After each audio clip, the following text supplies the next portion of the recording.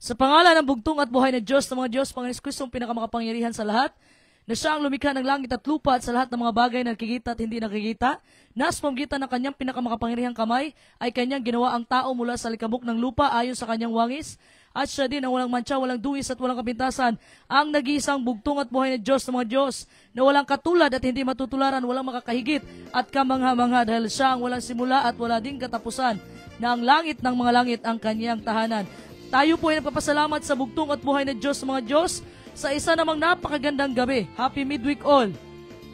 Ito yung timbangan, mga kapatid, from Sunday to Saturday, yung Wednesday yung timbangan, mga kapatid. So, tayo nagpapasalamat sa bugtong at buhay na Diyos sa kanyang paggabay sa atin. Lagi-lagi, sa araw-araw, kahit man saan tayo magpunta. At tayo nagpapasalamat sa bugtong at buhay sa kanyang mga banal na mga anghel na kanyang pinadala. At tayo nagpapasalamat sa bugtong at buhay na Diyos sa kanyang mga sugo na pinadala. Unang-una, ang ating mahal at kagalang-galang Father Lahi, at sa pagbabalik ng Espiritu at kapangyarihan ng bugtong na sugo, walang iba, ang ating mahal at kagalang-galang Pastor Lahi. At nais ko ring batiin ang ating Vice President sa the Kingdom of God and His Righteousness. Thou hast magnified thy word above all thy name. Walang iba ang ating mahal Pastor Amancio Buntilaw, kasama ng kanyang kabiyak sa buhay, ang aking butihing ina, Sister Mila Buntilaw. At nais ko ring i-welcome at pasalamatan at nakarating na rin sa Mindanao, the land of promise, ang ating soon-to-be pastor, walang iba, Elder Joseph Fonte.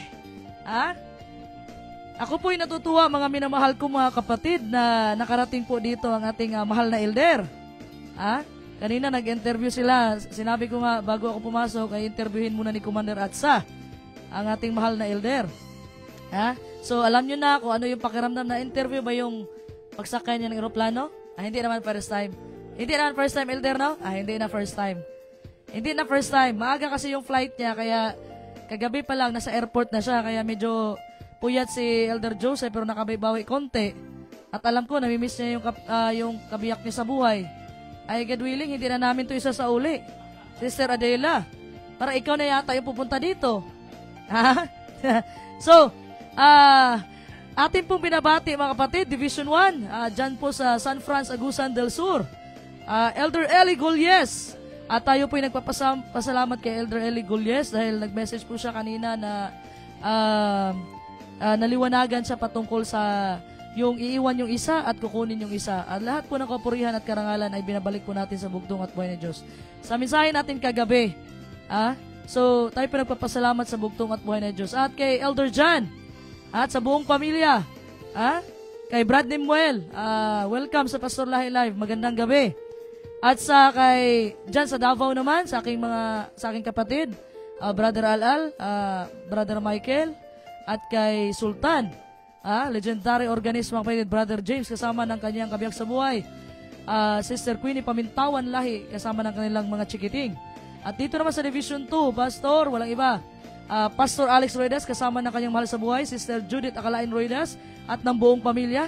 Division 3, Pastor, walang iba, Pastor Marcos Turiba, kasama ng kanyang mahal sa buhay, Sister Virginia Turiba, at sa buong pamilya. At sa ating Division 4, Pastor, walang iba, Pastor Joseph Saleg, kasama ng kanyang mahal sa buhay, Sister Flor de Lisa Saleg. At sa ating Division 5 na ngayon, kakausap lang namin. Kakalapag lang nila sa aeroplano, at itong maliit ninyo na lingkod, mga minamahal ko mga kapatid, ay ginaid natin sila papunta sa kanilang hotel. Ay nag-drop sila sa Cebu. Ang mahal kasi ng singil. Alam mo talaga yung mga tao talaga, no? Nagte-take advantage talaga. Alam nilang hindi taga roon yung mga tao, ang laki ng singil. Tiningnan ko sa Grab, mga kapatid, nasa 300 lang ang siningil sa kanila, 600 plus. Sinabi ko, wag na yan, magbubuk na ako ng Grab sa inyo, Pastor. Nangyari. So, yung sinabi ko nga, mga kapatid, doble-doble yung siningil doon. So, tumawag po ang ating mahal na pastor. Sabi ko, wag na yan, Pastor, kasi alam mo yung mga tao, tinitake advantage yung ibang tao. Alam mo yung nanlalamang? Alam mo yung nanlalamang? May mga nanlalamang kasi, mga kapatid. That's why, ang ating mahal pastor, division pastor sa Palawan ay nandoon na po, mga kapatid, sa Cebu ngayon. Purihin ang bugtong at buhay na Diyos. At kasama ng kanyang supportive na wife, walang iba, Sister Fe Mangga. At sa Bukana, El Nido, Palawan, ang ating mahal na pastor dyan, Pastor Jason De Leon, kasama ng kanyang kabiyak sa buhay, Sister Elves Bosmion. At sa Taytay naman, De Leon, si Sister Yan kasi nanonood. Shout out, Sister Yan Bosmion. Asensya na talaga, Pastor Jason, nanonood kasi yung si Sister Yan eh. Shoutout sa iyo, Sister Yan. Nabasa ko lang kasi dito, kaya De Leon, Sister El De Leon. Pastor Jason De Leon. Medyo, kasi mga kapatid, nagmamadali tayong lahat ngayon. Ayoko naman kayong puyatin, alam niyo naman yan. Malapit na, kailangan magmadali tayo. So, sa Taytay naman, sa ating timbangan sa katotohanan, walang iba. Pastor Armand Paghunasan, kasama ng kanyang supportive na mahal sa buhay, Sister Lisel Paghunasan. At binabati ko dyan mga kapatid sa Ginabot, ang Tigre sa Ginabot, Sister Ami Algabre. At sa ating Ate Liit G. Ido, isang mapagpalang gabi, mahal Sister Deborah Israel, sa lahat po. Isang mapagpalang gabi. At sa aking kapatid naman, mahal na kapatid dyan sa Maynila, Brother Jojo Yukada, kasama ng kanyang very supportive na kabiyak sa buhay. Ang isa po sa mga likod sa gawain ng kaharian ng bugtong at buhay na Diyos, na ginamit po ng bugtong at buhay na Diyos. At kasama sa aking mahal na kapatid dyan sa Tondo, Maynila, walang iba, Brother Kin Kabasag, na isa din po ito mga kapatid na sumusuporta. Kaya sabi niya, ano yung pangailangan mo? Sabi ko, wag na. Kasi mahiyain po tayo mga kapatid. Sabi ko, bahala na ang bugtong at buhay na Diyos nito. Sabi dito, Happy Wednesday sa ating lahat. Happy Wednesday. So, maya na lang yung ibang batiin natin kasi Tatay Mel Piñero. Parang masasama to sa raffle si Tatay Mel. Laging present sa Pastor Lahi Live. At dyan naman para sa Nangalaw, Linapakan, Palawan, ang ating mahal na Elder Rolando Alcantara, kasama ng kanyang mabait na anak sa buong pamilya, Sister Susan Alcantara, ang updated sa Nangalaw, Palawan. So, tayo po'y dadako ng mga at isa pa, may babatiin pa ako. Diyan po sa Mauyon, sa ating mahal na Mother Bing Neves Bara, kasama ng kanyang mahal sa buhay, Elder Munding Bara, ay kinakuko, Bukang Liwayway, at sa inyong lahat dyan. At kay Nanay Bilya, ang reyna ng mga bubuyog, Sister Anabilia Valdez, ay makakapunta na rin ng Land of Promised Land si Nanay Bilya. At sa ating singer sa Karian, Sister Stephanie, ay sasama to, God willing. Pero hindi daw siya makasama. Hindi daw siya makasama kasi malayo daw, baka masusuka siya. Magandang gabi po sa lahat ng batiran. Purihin ang bugtong at buhay ni Diyos, mas Kristo pinakampurihan sa lahat.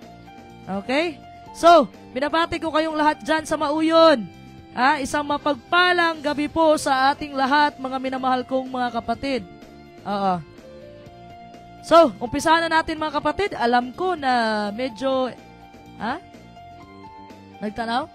Pastor, ang ating mahal na pastor, Pastor Carlito Calyura, kakarating lang din kaninang umaga doon sa Dipolog. Direct flight kasi. Hindi ko na pinadaan dito. Kasi baka matagalan, magchismisan pa kami. Kaya, diretso ka na, Pastor. Magkita na lang tayo, God willing. Asikasuhin mo na yung PSA mo bukas, God willing.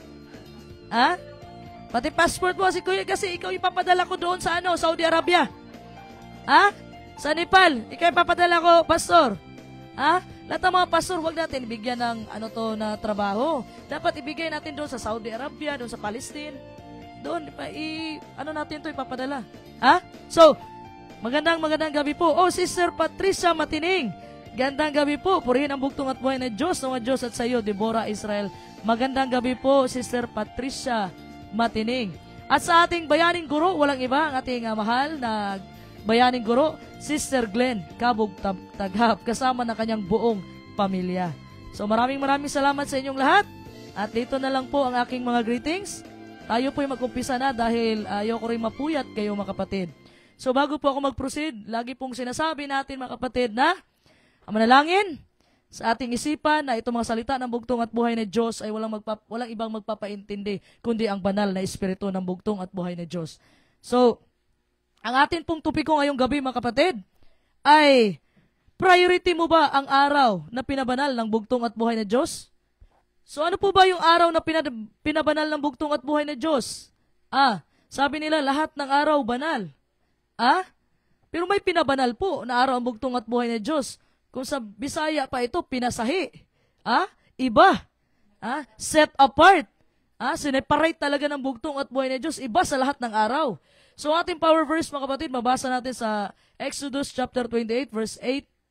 Exodus chapter 20 verse 8 to 11. So, during the Paris Olympics mga kapatid, noong 1924, mayroon pong isang Scottish sprinter, yung tumatakbo, alam mo yung running, expected na lalahok po siya mga kapatid sa isang 100-meter na race. Ang papanalunan niyan, wala iba, kundi yung ginto. So, na-discover niya mga minamahal ko mga kapatid, sa panahon na nag-iinsayo siya, na masasakto po yung event na yan, yung palaro na yan, ay mangyayari sa araw ng Sunday. Sunday, which he believed to be biblical Sabbath. Mali yung pagkakilala niya sa araw, pero yung prinsipyo nandoon. Ang akala niya, yung araw ng Sabado, ay yung Sunday. Araw ng Sabat ay Sunday. Even though, mga kapatid, walang humpay ang kanyang pag-iinsayo, ang kanya pong bansa ay emotional na po, mga kapatid, at financially, sinusuportahan siya. So, pero anong ginawa po ang pangalan po niya ay si Eric Liddell. Ano pong ginawa niya, mga kapatid? He absolutely refused to run in a race on that day. Tumanggi po siyang tumakbo sa araw na yan. Itong difficult na decision na ginawa po ni Eric Liddell, mga kapatid, ay ginigipit po siya, pinipressure po siya ng mga politician, pinipressure po siya ng mga teammates niya, mga kapatid, and even some friends. Sinasabihan siya, maintindihan lang yan ng Panginoon. Nagmamakaawa na sila kay Eric Liddell kasi siya yung pambato ng sa bansa nila Alam mo yung mga Olympic, mga kapatid, representative ka ng bansa mo. So, sabi nila na, yung bansa mo ay umaasa sa'yo. Gawin mo lang kahit isang beses lang. Yun ang sabi ng mga kasamahan niya. Alam mo ba ang sinabi ni Eric Liddell, mga kapatid? Sabi niya, hindi ko kayang magawa, not even once. Medyo dismayado ang lahat sa kanya. Kasi siya yung pambato sa bansa, hindi siya tumakbo. Kasi nasaktuhan na yung pinapaniwalaan niya na araw ng Sabat ay Sunday. Mali man yung araw, pero yung prinsipyo nandoon. So, later, it turned out, mga kapatid, dahil sa panindigan niya sa bugtong at buhay na Diyos, ay pinagpala siya ng bugtong at buhay na Diyos. Bakit? Mayroong another event na naman nagbukas na opportunity sa kanya. Ito po yung 400-meter na race. So, tiningnan niya, mga kapatid, hindi nag-conflict sa belief niya. So, pero nung kalagitnaan, mga kapatid, ng pang-iinsayo niya, ay hindi po maganda yung performance niya.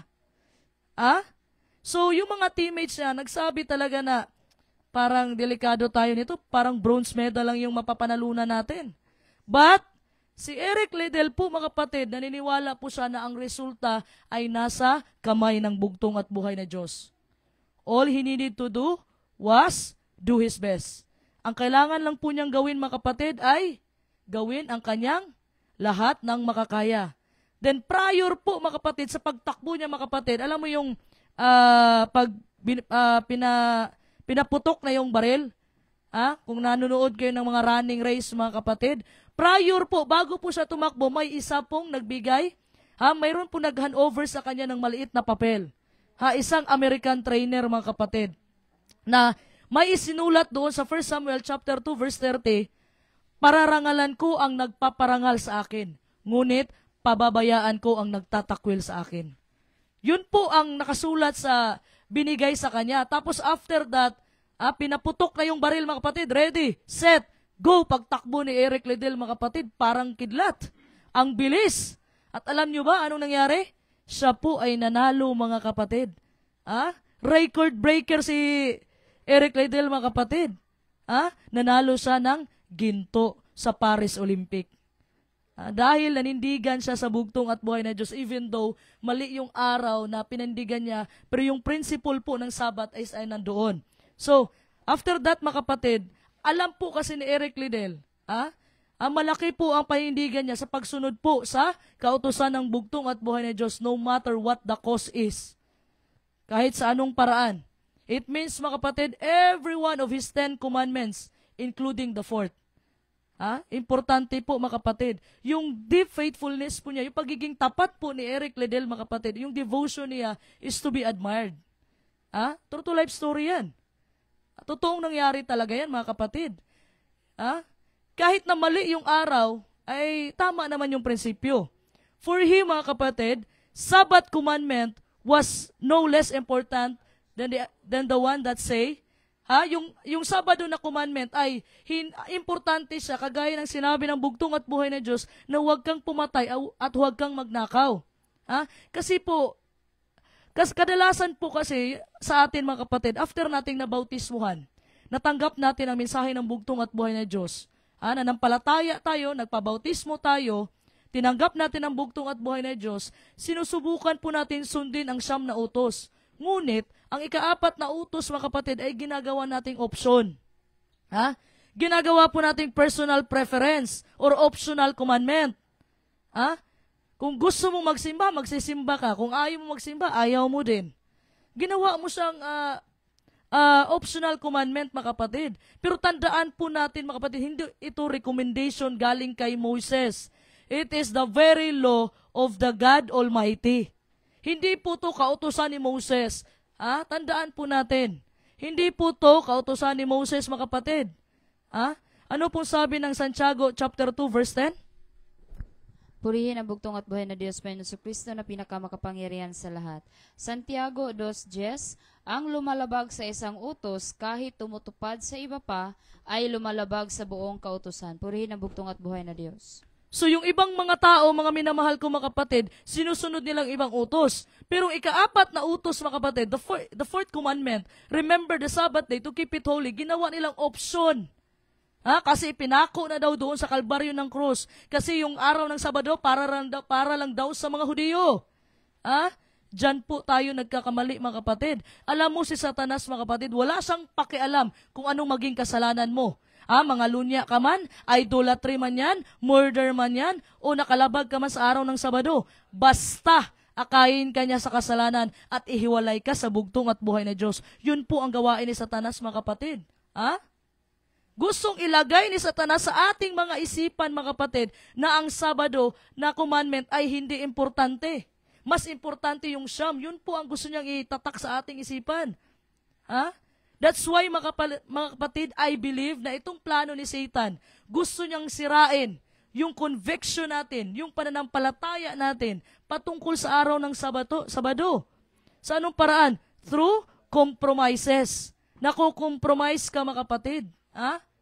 So that, para pagdating nitong ngayong huling kapanahunan, mga kapatid, hindi ka anong mangyayari sa'yo? Hindi mo kayang manindigan sa araw ng Sabado. Alam mo, ngayon pa lang, mga kapatid, hindi mo na kayang manindigan sa bugtong at buhay na Diyos, hindi mo na kayang manindigan sa araw ng Sabado, how much more pagdating po ng Sunday law? Kung papetex-petex lang po tayo sa ating paglilingkod sa bugtong at buhay na Diyos, magsisimba lang tayo pag gustuhin natin. Bakit po ba ito na topic ko? Kasi bukas, malapit na rin ang Sabado. Yung iba sa atin, mga kapatid, okay, Panginoon, hindi ako nagnakaw, hindi ako nangalunya, hindi ko lahat ginawa. Pero okay lang bugtong at buhay na Diyos na, okay lang bugtong at buhay na Diyos na labagin ko yung araw ng Sabado. Yun ba yung gusto natin gawin, mga kapatid? That's why po, mga kapatid, it is so important to be faithful now in keeping the Sabbath. It's all about preparation. Kung hindi mo kayang manindigan kayo ngayon sa araw ng Sabado, pinagpalit mo yung araw ng Sabado sa trabaho mo, how much more, mga kapatid, pag dumating na ang Sunday law? Anong gagawin mo? Diba? Pero ano bang ibig sabihin ng holy? Remember the Sabbath day to keep it holy. Ano po bang ibig sabihin nito, mga minamahal ko, mga kapatid? So tingnan po natin, mga kapatid, yung study natin ngayon patungkol sa Sabado. Tingnan natin yung commandment itself. Basahin po natin at tandaan po natin. Exodus chapter 20 verse 8 to 11. Purihin ang bugtong at buhay na Diyos Panginoon Kristo na pinakamakapangyarihan sa lahat. Exodo 28 hanggang 11. Lagi mong tandaan at ilaan para sa akin ang araw ng pamamahinga. 6 na araw kang magtatrabaho at tapusin mo ang dapat gawin. Subalit ang ikapitong araw ay para kay Yahweh na iyong Diyos. Ito ay araw ng pamamahinga. Sa araw na ito'y huwag magtrabaho ang sinuman sa inyo. Kayo, ang inyong mga anak, mga aliping lalaki o babae, ang inyong mga alagang hayop, ni ang mga dayuhang nakikipamayan sa inyo. 6 na araw kong nilikha ang langit, ang lupa, ang mga dagat at ang lahat na nasa mga ito. Ngunit namahinga ako sa ikapitong araw, kaya't ito'y aking pinagpala at inilaan para sa akin. Purihin ang bugtong at buhay na Diyos. Klaro po pagkasabi, I know, common na to sa atin mga kapatid. Common na nga to sa atin pero hindi pa rin natin magawa-gawa. Ha? Nagre-request nga tayo ng day off sa mga trabaho natin eh. Subukan mo magtrabaho 7 days mga kapatid, 7 days a week. Hindi ka ba magre-request ng day off? Ha? Alam mo mga kapatid, sobrang blessed natin. Pinagpala tayo ng bugtong at buhay na Diyos na binigyan po tayo ng araw ng kapahingahan. Ha? Ano sinabi ng bugtong at buhay na Diyos? Ha? Anong ibig sabihin ng banal? Diyan sa sinabi sa Exodus chapter 20 verse 8, ang Hebrew word po ng holy mga kapatid is kadash. Nang ibig sabihin po mga kapatid, to be set apart as sacred. Ibig sabihin mga kapatid, ibig sabihin ay binukod po o hiniwalay ng bugtong at buhay na Diyos. Ito yung mark mga kapatid. Ito yung mark at as remembrance mga kapatid ng ating bugtong at buhay na Diyos, siya ang ating creator. Ibinukod. Yun po ang ibig sabihin to set apart. Ibinukod, inhiwalay talaga ng bugtong at buhay ng Diyos. Magtrabaho ka sa loob ng 6 na araw at sa ikapitong araw. Ito po yung araw na pinabanal ng ating bugtong at buhay na Diyos. And it's clear mga kapatid. Sinabi ng banal na kasulatan na kung ano yung tinawag na banal ng bugtong at buhay na Diyos mga kapatid should not be profane or treated as common. Kung sinabi ng bugtong at buhay na Diyos na sa araw, ang banal na araw niya ay Sabado, hindi natin pwede tratuhin common ito mga kapatid. First one, yung kasal mga kapatid is called holy. Matthew chapter 19 verse 5. You can court someone for years mga kapatid, but it is not a holy relationship until you seal the covenant. Sa anong paraan? Pag pinakasalan mo siya. Kasi tinawag na banal ng bugtong at buhay na Diyos yung pagpapakasal. Ano pa? Tithe is also called holy. Yung ikapo, mga kapatid, ay tinawag na banal ng bugtong at buhay na Diyos. Leviticus chapter 27 verse 30. Hindi mo pwedeng tawaging common ang mga tinatawag na banal ng bugtong at buhay na Diyos. Walang kahit isang tao dito sa mundong ito, mga kapatid, na pwedeng tawaging common ang ginawang banal ng bugtong at buhay na Diyos. At hindi rin sinabi ng bugtong at buhay na Diyos sa Exodus chapter 20 verse 8 na remember the Sabbath to make it holy. Hindi niya sinabi na ipangilin mo ang araw ng Sabado para ipabanal mo ito, ikaw ang magpabanal. Hindi sinabi ng bugtong at buhay na Diyos yun. We cannot make it holy. Makasalanan nga tayo eh. Ang bugtong at buhay na Diyos ang magpapabanal sa mga bagay. Kung nasaan yung presensya ng bugtong at buhay na Diyos, banal yang dako na yan. Kung saan yung presensya ng bugtong at buhay na Diyos, banal yan mga kapatid. So sa loob ng 6 na araw, sirado ang pintuan ng langit. At sa kapitong araw, sa araw ng Sabado, bukas ang pintuan ng langit. At sumasama sa atin ang nag-worship ang bugtong at siya ang ating sinasamba ng araw na yan, mga kapatid. Bakit? Tanungin mo sa akin, bakit ba sister, hindi ba pwedeng sambahin ang Panginoon sa ibang araw? Wala akong sinabi na ganun. Wala akong sinabi na ganun. Ang sinabi ko, may sinet apart, may ibinukod ang bugtong at buhay na Diyos, may pinabanal ang bugtong at buhay na Diyos. Bakit ba? Hindi ka ba nanalangin pagkagising mo sa umaga? Pero sinabi ko nga, hindi natin pwedeng tawaging common ang araw na sinabihang banal ng bugtong at buhay na Diyos. Alam mo, in the 4th commandment, mga kapatid, sinasabi niya dyan, keeping the Sabbath holy is all about a love relationship with God. Alam niyo ba mga kapatid, did you know that the 4th commandment take us all way back to Genesis? Akala niyo lang mga kapatid, dito lang kay Moses nagumpisa ang 10 utos? Anong sinabi ng Genesis chapter 2 verse 1 to 3? Purihin ang bugtong at buhay na Diyos Panginoon Kristo na pinakamakapangyarihan sa lahat. Genesis 2, versikulo 1 hanggang 3. Nilikha ng Diyos ang langit at ang lupa at ang lahat ng mga bagay na naroroon. Tinapos niyang likhain ang lahat ng ito sa loob ng 6 na araw at siya'y nagpahinga sa ikapitong araw. Pinagpala niya ang ikapitong araw at itinuring itong banal sapagkat sa araw na ito, siya nagpahinga matapos likhain ang lahat. Purihin ang bugtong at buhay na Diyos. Ano sabi dyan mga kapatid? The Sabbath was not made only for the Jews, but for all humanity. Yung sasabihin mo sa akin, hindi na tayo mangingili ng Sabado kasi kay Moses lang yan. Sa mga Hudyo lang yan. Bakit mga kapatid? Nandun na ba ang 10 utos mga kapatid? Nung panahon, buhay na ba si Moses nung panahon sa Garden of Eden? Na nagpahinga ang bugtong at buhay na Diyos ay 7 araw? So, this is why sinabi nga ng bugtong at buhay na Diyos mga kapatid sa Mark chapter 2 verse 27, the Sabbath was made for man. Ang Sabado ay ginawa para sa tao. Hindi yung upuan mga kapatid, nagawa ba itong upuan na inuupuan ko ngayon dahil nag-exist muna na unang upuan tsaka ako? Ginawa ang upuan dahil sa tao na makaupo. So, ginawa ang Sabat para sa tao. So, ang nirefer lang dito ng bugtong at buhay na Diyos, ibalik natin sa Garden of Eden, mga kapatid. The Sabbath was made for all mankind. Hindi lang to para sa mga Hudyo. Tinatawag din ng bugtong at buhay na Diyos na may holy day, ang araw ng Sabado. Isaiah chapter 58 verse 13 to 14. Isaiah chapter 58 verse 13 to 14. Yung idea po kasi ng Sabbath, mga kapatid, was first presented at Mount Sinai is a common misunderstanding. Why? Saan natin mababasa yung 10 utos? Exodus 20, right? Tama? Doon na-introduce ang 10 utos. Doon natin narinig yung 10 utos, mga kapatid, sa Exodus 20.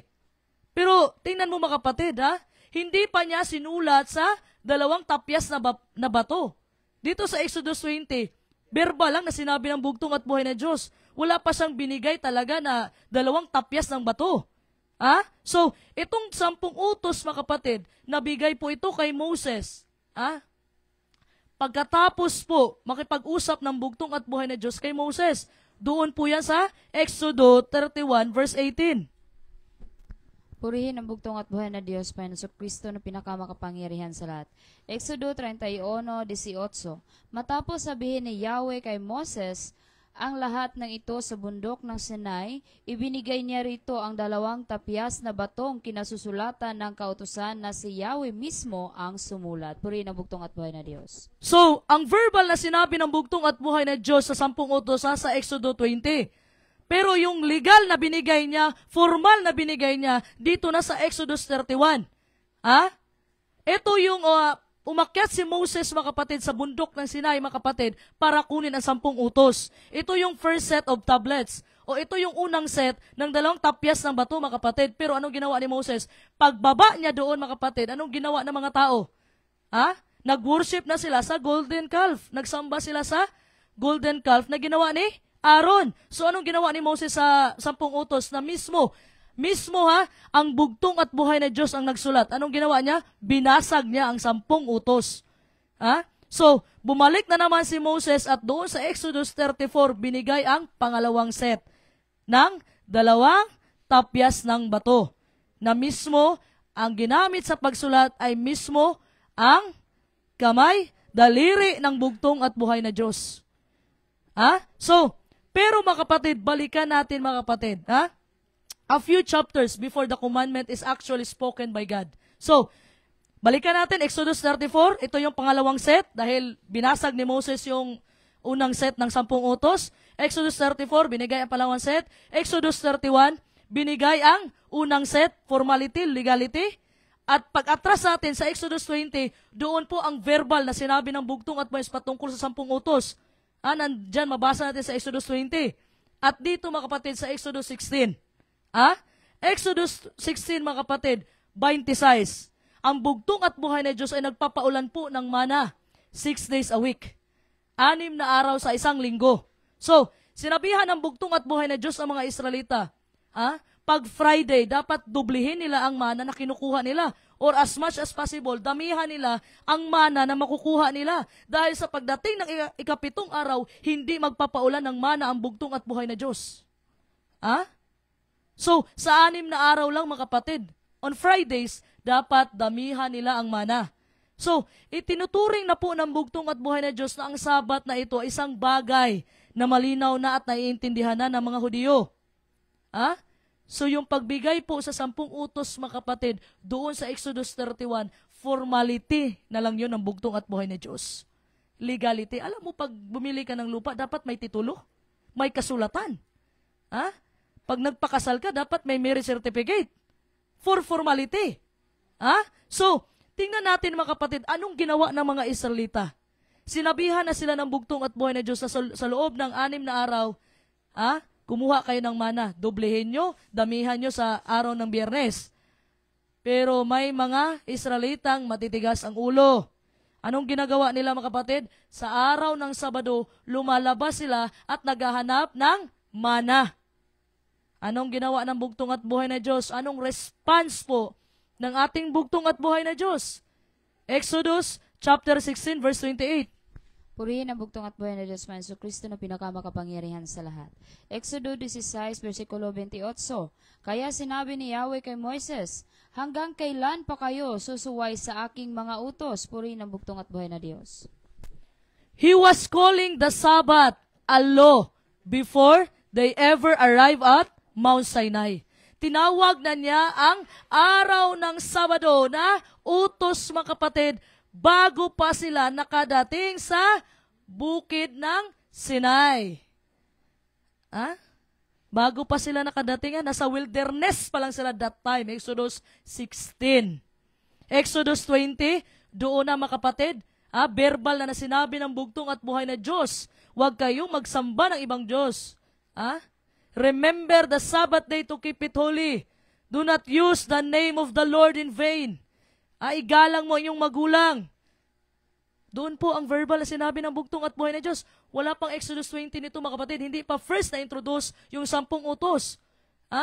Pero itinuring na po ng bugtong at buhay na Diyos na klaro na sa mga Hudyo yung araw ng Sabado. Naintindihan na nila. That's why nagalit ang bugtong at buhay na Diyos sa katigasan ng ulo ng mga Israelita. So in fact mga kapatid, wala pang 10 utos na sinabi o sinulat sa panahon ni Cain at Abel. Literal walang nasulat o hindi pa sinabi. Kasi kung basihan natin, si Moses lang. Kung magbase lang tayo kay Moses, kasi sinabi nila yung 10 utos, para lang yun sa mga Hudyo. Yung araw ng Sabado, para lang yun sa mga Hudyo. Okay. Bakit nasabi po ni Cain? Genesis chapter 39 verse 9. Na nagkasala siya dahil pinatay niya si Abel. Ano bang sinabi sa 10 utos? Huwag kang pumatay. Bakit si Joseph, mga kapatid, hindi si Elder Joseph Fonte Bakit si Joseph na anak ni Jacob, mga kapatid? Alam niyang magkakasala siya sa bugtong at buhay na Diyos. Kung gagalawin niya yung asawa ni Potiphar. Kung wala pang 10 utos.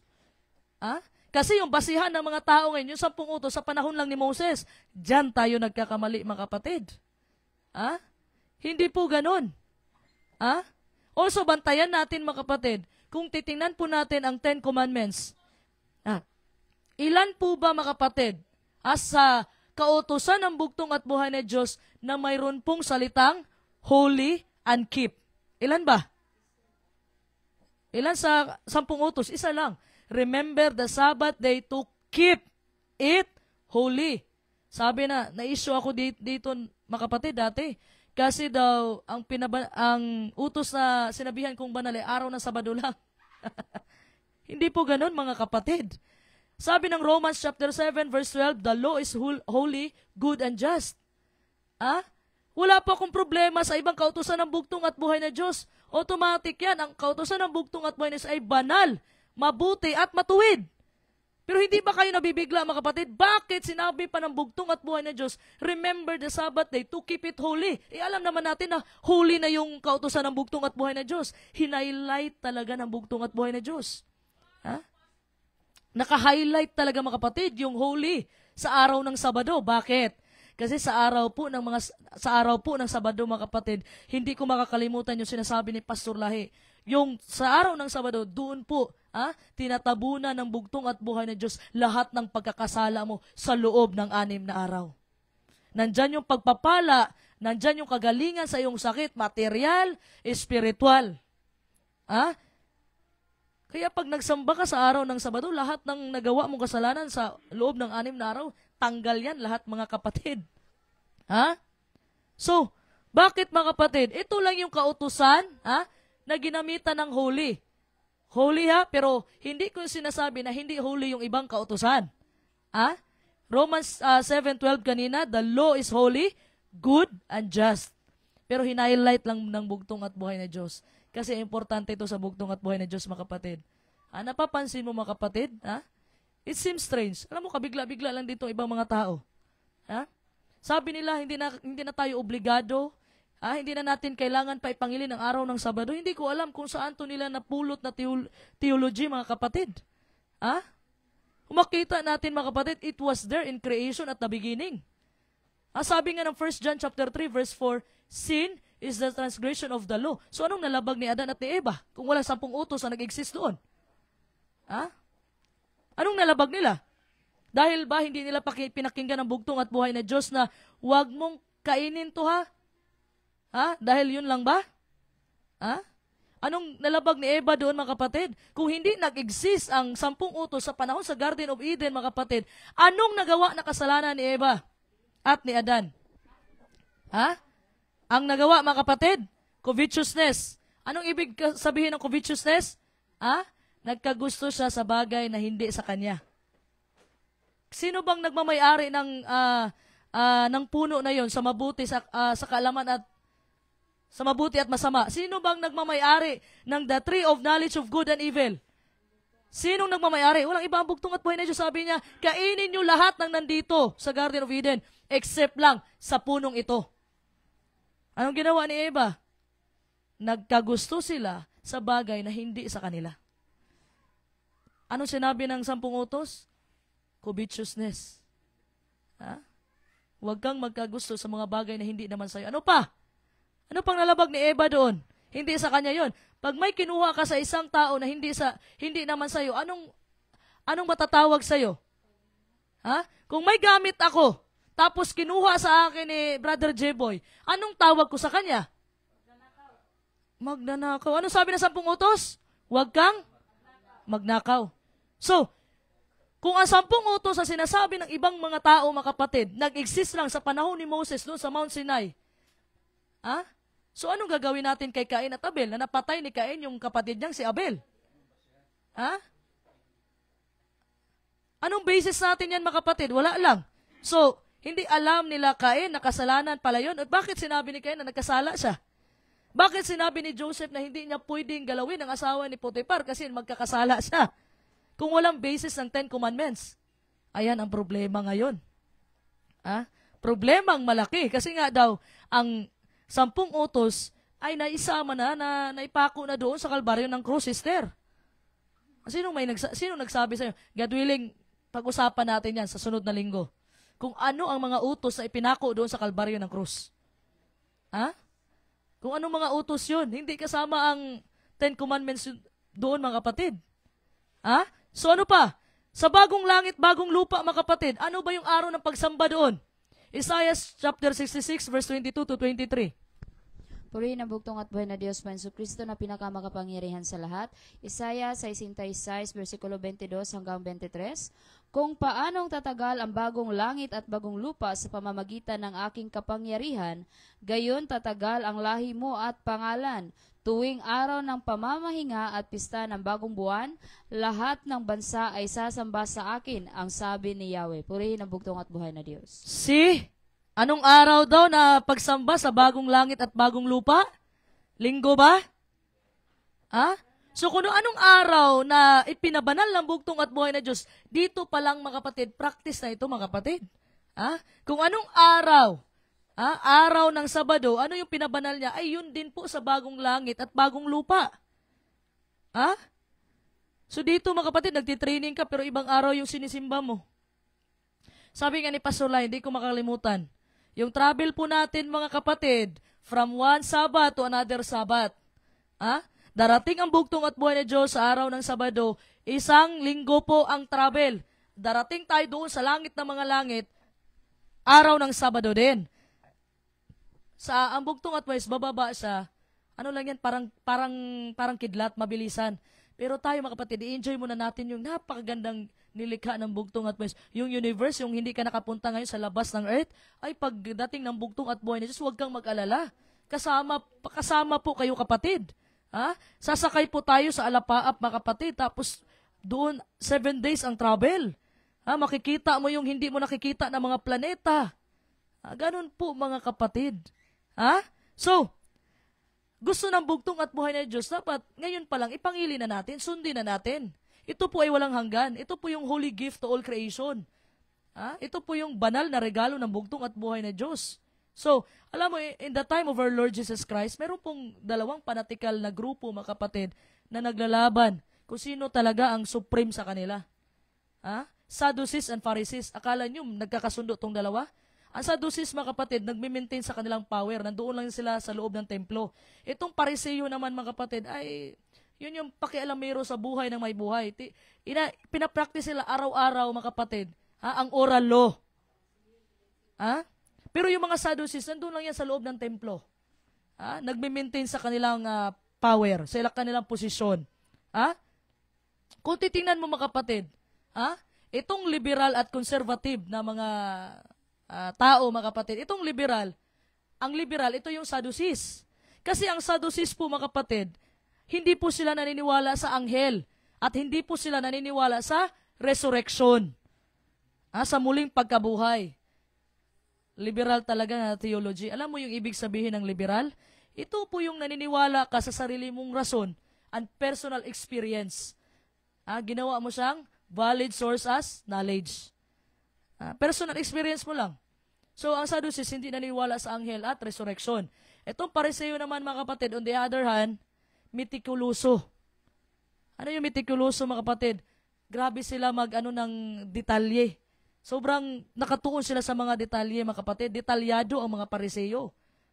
Sa pangingili nila ng araw ng Sabado. Naalala nyo po yung mga disipulo ng bugtong at buhay ni Diyos sa Matthew chapter 12 verse 1, na nakadaan lang po sila ng triguhan, mga kapatid, tapos gutom sila araw ng Sabado yon. Nagutom yung mga disipulo ng bugtong at buhay ni Diyos, tapos kumuha lang sila ng butil ng trigo at kumain. Na-issue pa ng mga Pariseo, hoy, yung mga disipulo mo, bawal yan. Sabi nga ng bugtong at buhay na Diyos, hindi ba mabuting gumawa na mabuti sa araw ng Sabado? Kung nahulog yung tupa mo dyan, hindi mo ba tutulungan? Actually, it's material and spiritual. Applicable sa spiritual, applicable sa material. Kasi yung mga Pariseo, mga kapatid, ganito to. Bakit sinabi ng bugtong at buhay ni Diyos? Kung hindi ba mahulog yung tupa mo dyan, hindi mo ba tutulungan? Dahil po, ang mga Pariseo, gumagawa po sila ng trap. Yung mga butas. Kasi po, panlaban nila sa mga predator na gustong kumain sa kanilang mga tupa. At sometimes, mga kapatid, yung mga tupa ay nadadali sa kanilang trap. Mismo yung tupa yung nahuhulog sa mga trap na ginagawa nila, mga kapatid. So, hindi sila makasagot. Di mo ba tutulungan yung tupa mo? Hindi sila makasagot kasi may punto ang bugtong at buhay ni Diyos. Ganun po kami tikuloso ang mga Pariseo. Kahit na yung bumunot ka sa bulsa mo para kumuha ka lang ng panyo, example, may sipon ka, hindi ka pwedeng magbunot-bunot sa araw ng Sabado. Biyernes pa lang, itali mo na yung panyo mo sa kamay mo. Para at the time na dumating na yung Sabado, hindi ka nabubunot kasi para sa kanila trabaho na yon. Ganon kami tikuloso ang mga Pariseo, mga kapatid. Maraming bawal. Kaya ang bugtong at buhay na Diyos bumaba dito sa sanlibutan para ipaintindi po sa Pariseo. Ang Pariseo, grabe man yung pride. Kasi nga, mga kapatid, minamaliit nila ang bugtong at buhay na Diyos ay dahil ang bugtong at buhay na sa isang hamak na panday lang at anak ng panday. Kaya hindi sila naniniwala kasi hindi nag-aaral kung anong pinag-aaralan nila. Sinabi po ng ating mahal na Elder John, ang 10 Commandments ipatuman, Deuteronomy chapter 4 verse 13, ug dili lang para sa Israel, alang sa tanang tao, kay paghahukman ni Jehovah ang tanang tao sa tibuok yuta, pinaagi sa kasuguan. Salmo 105 verse 7. Makita niyo sinabi ni Elder John? Tama yan, Elder John.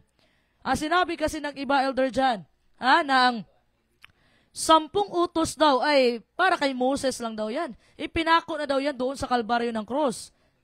In which, may topic po tayo niyan, mga kapatid. Gawa ng topic natin yan, God willing, next week. Ano ba talaga yung kautusan na ipinako doon sa kalbaryo ng cross? Kasi maraming nalilito ngayon. May iba na grasya na lang, may iba naman, utos lang sila. Alam mo, hindi pwede maghiwalay ang grasya at ang kautusan ng bugtong at buhay na Diyos. That's why mga kapatid, ito ang bugtong at buhay na Diyos, madalas talaga na battle siya sa mga Pariseo regarding Sabbath observance. Kasi nagpagaling ng araw ng Sabado ang bugtong at buhay na Diyos. Hindi naman sinabi dyan mga kapatid sa commandment sa araw ng Sabado na nag-forbid o binawal ang magpagaling sa araw ng Sabado kasi ginawa po yan ang bugtong at buhay na Diyos. Alam niyo po ba anong bawal sa araw ng Sabado? Yung mga selfish na motives. Yung pupunta ka lang ng mall, mag-half day ka lang kasi may papasalan ka. Ganun po ang bawal sa araw ng Sabado. Yung mga personal interest mo, mga kapatid, na ikaw lang naman yung nakaka-gain. Mag-half day ka kasi pupunta ka sa barangay, kukuha ka ng bigas, kukuha ka ng pera. Yun po ang bawal. Pero kung may taong mangangailangan ng tulong, mga kapatid, may taong nangangailangan ng tulong tapos wala kang maibigay na pagkain, hindi po bawal, mga kapatid, na tulungan mo yan. Kasi ginawa po ang araw ng Sabado, mga kapatid, para sambahin ang bugtong at buhay. Hindi po bawal, mga kapatid, na tumulong ka sa iyong kapwa sa araw ng Sabado. That's why yung mga nurses, mga kapatid, ina-allowed yan na trabaho. Pero as much as possible, hindi ka talaga magtatrabaho sa araw ng Sabado sa mga doktor o sa mga nurse dyan sa hospital. Kasi tumutulong sila sa tao Nagsiservisyo sila. Yan sinasabi ng bugtong at buhay na Diyos. Kung may tupa bang nahulog dyan, hindi mo ba tutulungan? Applicable yan, spiritual. Kung may taong nangangailangan ng tulong, hindi mo ba tutulungan dahil ayaw kong magluto dahil bawal? May pasyente ka sa loob ng bahay, kailangan ng bagong kanin. Hindi ka na lang magluluto, hayaan mo lang mamatay yung pasyente mo. Hindi yun ang essence ng Sabat. Hindi ganun. Ang bawal sa araw ng Sabado ay yung personal na mga motibo. So, ang bawat argumento po ng bugtong at buhay ng Diyos tungkol sa Sabat ay tungkol sa kung paano ito panatilihing banal. Hindi kung ito ay ipangilin o hindi. Alam mo, hindi naman nagtatalo ang Pariseo at ang bugtong at buhay ng Diyos patungkol sa anong araw. Anong araw ipangilin ang Sabado o Linggo ba o Sabado? Hindi sila nagtatalo sa bagay na yan. Nagtatalo sila patungkol kung paano ipangilin ang araw ng Sabado. Ngayon lang naman yan issue, mga kapatid nanilipat nila ang araw ng Sabado ng bugtong at buhay na Diyos sa ibang araw. Ngayon lang yan issue. Pero sa araw po ng bugtong at buhay na Diyos, yung bumaba ang bugtong at buhay na Diyos, ang lagi po silang argumento nila ng Pariseo patungkol sa kung paano po panatilihing banal ang araw ng Sabado. Hindi yung ipangilin pa ba o hindi. Hindi yun ang issue nila dyan. Wala silang problema. Pariseo sumusunod dyan. But before then, mga kapatid, in the time of Jeremias and Isaiah, mga kapatid, Sabbath problems, kung ano man yung hinaharap natin na problema ngayon, yun din ang hinaharap nila na problema dati. Sa anong paraan? Tinatrato po nila ang utos ng bugtong at buhay na Diyos nang walang pakialam. Yung sinasabi dyan, mga kapatid, simba ka lang nang gusto mo magsimba kung ayaw, hindi mo feel magsimba, hindi ka rin magsisimba. Alam mo, tandaan ninyo, ito ang pakatandaan ninyo, mga kapatid. Hindi lahat ng mga pagpapala ay nanggagaling sa bugtong at buhay na Diyos. Bakit ko nasabi? Araw ng Sabado, sinabi ng inyong kapitan na may bigay ng 10,000 doon. Araw ng Sabado, times 2 yung sweldo mo. Do you think pagpapala yan ng bugtong at buhay na Diyos? Hindi po, mga kapatid. Even Satan, mga kapatid, sa panahon na nagpasting ang bugtong at buhay na Diyos, tinukso niya ang bugtong at buhay na Diyos. Anong paraan? Nakita mo itong mga karian na ito, ibibigay ko sa iyo ito, lumuhod ka lang sa akin.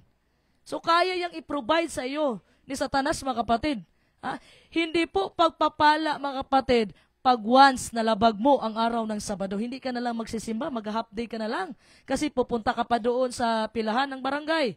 Pupunta ka pa doon sa AKAP o ano ba yung mga bigayan sa gobyerno. Pupunta ka pa, kukuha ng ayuda. Pagpapala kasi ito, Panginoon. Nalabag mo ang araw ng Sabado, pagpapala yan. Kahit si Satanas, kaya yang ibigay sa'yo. Alam mo, Yan po ang pamaraan ni Satanas para wala ka ng panahon sa bugtong at buhay na Diyos na yun ang ating Creator. Kaya gumagawa talaga ng mga temptasyon si Satanas sa araw ng Sabado.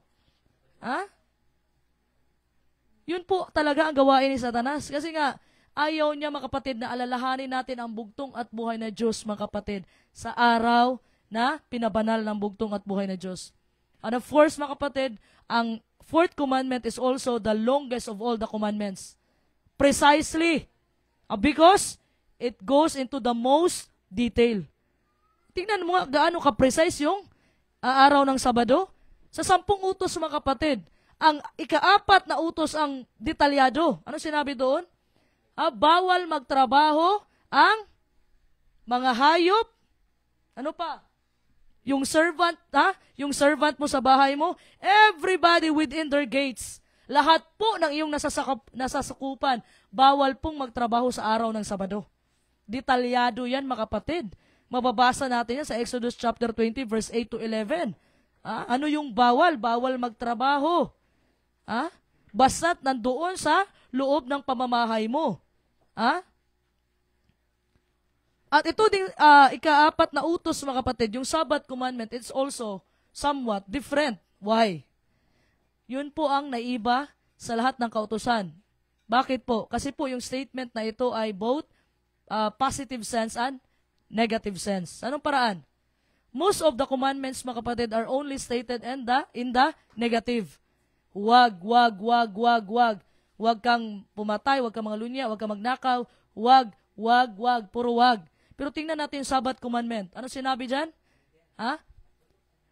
You shall keep it holy and you shall not work. Ito yung positive. You shall keep it holy.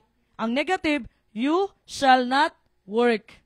So, it gives both sides. So, ganito po ang ating approach ngayon sa ating mensahe in the same way.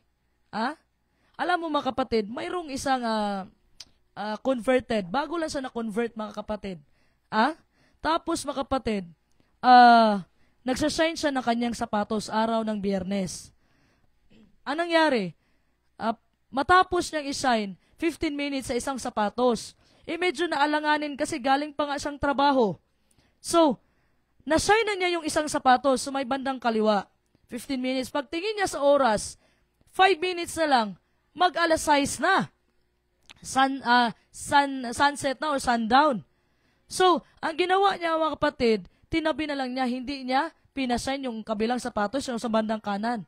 So, ang tanong, tama lang ba ang ginawa niya? Tama lang ba yun na tinigil niya ang trabaho kasi Sabado na? Kasi yung Sabado sa atin, mag-uumpisa yan. Sunset to sunset. Mag-uumpisa yan, mga kapatid, Friday, ng alas 6. So, tinigil niya, mga kapatid. Tama ba yun, mga kapatid? And the next day, kinabukasan, nagpunta siya sa simbahan. Nakita, mga kapatid, na yung isang sa kaliwa niya, bright and shiny. Pinakintab niya. Pero bandang kanan niya, mga kapatid, parang luma na tingnan, hindi niya napashine. So, matatawag mo ba siyang panatiko? Matatawag mo ba siyang pariseo? I believe, mga kapatid, itong fanaticism na ito na misunderstand ang principle ng specific time na diniklara ng ating bugtong at buhay na Diyos na banal. Ano sinabi ng Leviticus 23:32? From sunset to sunset. Yung araw ng Sabado, from sunset to sunset. Friday pa lang, mga kapatid, tapos ka nang gumawa sa iyong mga dapat gawin. Friday ng alas 6. So, sabihin natin, grabe, para tapusin lang kahit saglit, kahit makalagpas lang ng 2 minuto, kasalanan na agad. Yes po, mga kapatid. Dapat marunong po tayong mag-difference, mga kapatid, between holy and common.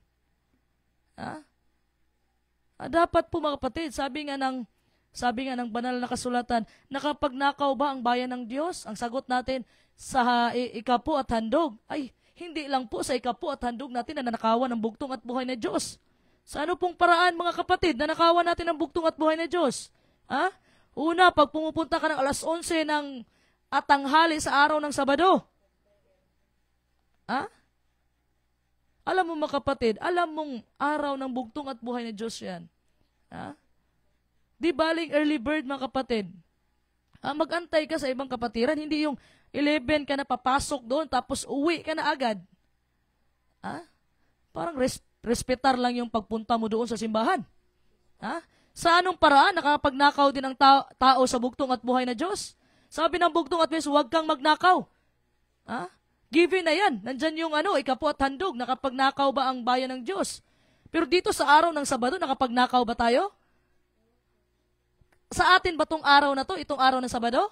Hindi. So kung hindi mo tapusin yung araw ng Sabado, half day ka lang, kasi pupunta ka sa mall, kasi bibili ka ng anong dapat mong bilhin, nakapagnakaw ka ba? Nakapagnakaw ka, mga minamahal kong mga kapatid. Wag mong kunin ang mga bagay na hindi sa'yo. Dalawa yung atraso mo. Pagnanakaw at covetousness. Araw ng Sabado, mga kapatid, before 7 a.m., dito sa Kaharian ng Bugtong at Buhay na Diyos, before 7 a.m., nandoon ka na. Hindi yung pupunta ka alas 11 na, sakto, tanghalian na. Tapos uwi ka din, pagkatapos ng tanghalian. Nanakawan pala natin ang Bugtong at Buhay na Diyos sa araw ng Sabado, hindi natin namamalayan. Ano na lang ang masasabi ng iyong pamilya? Alam niyang Sabbath keeper ka, mga kapatid. Ano na lang masasabi ng iyong mga kapitbahay? Na pumupunta ka sa simbahan alas 11 na, alas 12. Alas 10. In your mind, mga kapatid, sinasabihan ka na ni Satan, hindi naman big deal yan. Sabi nga doon, it's better late than never. Mas okay yung late. Okay na yan, nagpunta ka kahit saglit, kaysa naman hindi ka magpunta. Okay. Hindi yan big deal. Pero sa isip po ng mga saksi, mga kapatid, alam mo, iba din yung injection ni Satan sa kanila. Nakita ka ng kapitbahay mo, nakita ka ng pamilya mo na anong oras ka na pumupunta ng simbahan. Anong ini-inject ni Satan doon sa kanila? Ipokrito ka. Tinatawag ka na ni Satan na ipokrito. Ito yung part, ito yung part ng laro ni Satanas, mga kapatid. Yung pagiging inconsistent mo. Baka ngayon Sabado, maaga ka kasi nakarinig ka ng mensahe ngayon. Tapos next Sabat, balik na naman sa dating gawi. Nakapagnakaw ba ang bayan ng Diyos? Opo, sa handog at ikapo. Diyan kayo nagkakamali, hindi lang diyan. Ninanakaw nyo ang araw na hindi sa inyo. Please, mga kapatid, don't let him use you as a pawn in his game. Huwag kayong magpapagamit kay Satanas. And most importantly, mga kapatid, God is watching. God is watching. So, hayaan na lang po natin, mga kapatid, it is better to leave something common undone than to defile the edges of the Sabbath. Kung may ginagawa ka man, mga kapatid, sa araw ng Friday, tapos hindi mo natapos, mas okay na naiwan mo na lang yan. Huwag mo na lang muna tapusin. Tapusin mo na lang kinabukasan pagkatapos ng Sabbath. Hindi naman, hindi naman, hindi naman big deal yan, hindi mo matapos yan. Marami pang araw. Ano ba yung attitude mo, mga kapatid, pag dumarating yung Sabado? Pagpapalapit na yung Sabado, mga kapatid, natatakot ka ba? Pag malapit na yung Sabado, alam mo, pag dumadating na yung Huwebes, sabi, Sabado na naman. Gusto ba ng Bugtong at Buhay na Diyos na matakot tayo, mga kapatid? Pag palapit na yung araw ng Sabado? No. He wants it to be a blessing. Gusto niya maging pagpapala ito sa atin, mga kapatid. But if we don't have a love relationship with our Lord Jesus Christ, anong gagawin natin? Pag nandoon tayo sa loob ng simbahan, anong gagawin natin? Tingin-tingin sa oras. Kailan pa kaya matatapos itong nagsisermon? Tingin sa oras instead of enjoying time with our Lord Jesus Christ. Nandoon na nga sa araw ng Sabado, pero laging nakatingin sa oras. Ano na ba? Tanghali na. Mananghalian na tayo. Imbis na enjoy natin yung oras, mga kapatid, nakasama natin ang Bugtong at Buhay na Diyos. Panahon ba na papalapit na ang araw ng Sabado? Ano bang iniisip natin, mga kapatid? Ay, pastilan. Sabihin natin, marami pa akong dapat gawin, tapos Sabado na naman. Matitigil ko na naman yung ginagawa ko dahil parating na naman ang Sabado. Now, I don't have time to do it. Kasi Sabado na. Ano nangyari sa Sabado para sa atin? Instead na maging blessing siya, nagiging burden na siya para sa atin. Nagiging pabigat na ang araw ng Sabado sa atin. Kasi nga, pag parating na ang Sabado, nagrereklamo ka na. Kasi marami ka pang gagawin. Pero pag pumasyal doon sa kung saan magpasyal, ay sobra excited. Ha? That's not the attitude God wants us to have, mga kapatid. Hindi yun ang gusto na attitude ng bugtong at buhay na Diyos sa atin. Ha? Dapat po, mga kapatid, eager po tayo, excited po tayo pag parating ng araw ng Sabado. Ha? It means we need a change in our hearts. Yun ang sinasabi ko, mga kapatid. Malayo pa lang, i-prepare nyo na yung susuotin nyo sa araw ng Sabado. Huwebes pa lang, mag-prepare na kayo. Hindi yung doon sa araw ng Sabado, doon ka pa maghahanap ng damit mo. Kung ano yung mabunot mo doon sa kabinet mo, yun na yun, pwede na to. Ganon ba gawain natin, mga kapatid? Ganon ba? Huwebes pa lang, mga kapatid, o Biyernes pa lang, prepared ka na sa susuotin mo. Hindi yung kukuha ka ng susuotin mo, araw ng Sabado na. Tapos nagmamadali na kasi baka malit. Kung ano yung nabunot doon, ay yun ang susuotin. Pero pag pumapasal ng mga mall, ay nako, grabe, presentable.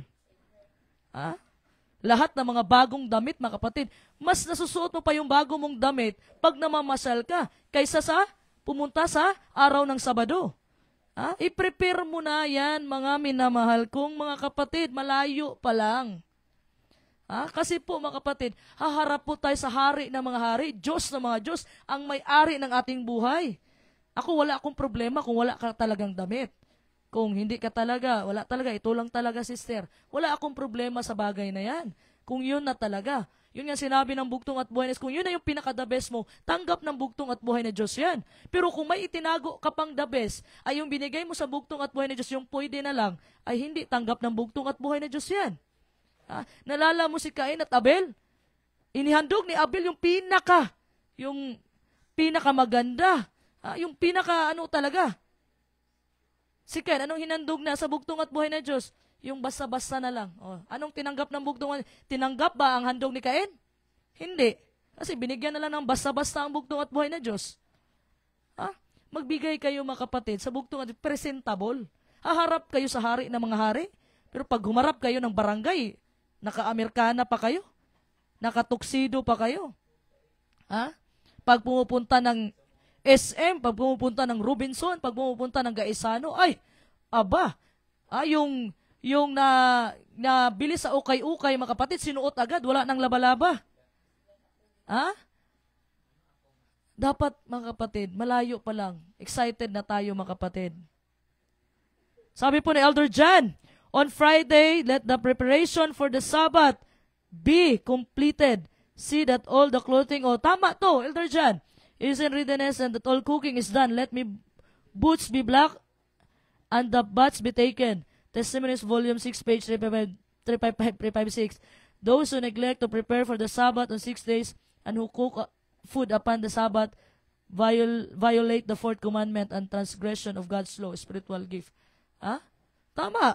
Kasi sabi ko nga, hindi man ako nakabasa sa mga volume na ito, mga kapatid. Pero, kung mahal mo ang bugtong at buhay ni Diyos, pag nakipagkita ka sa boyfriend mo,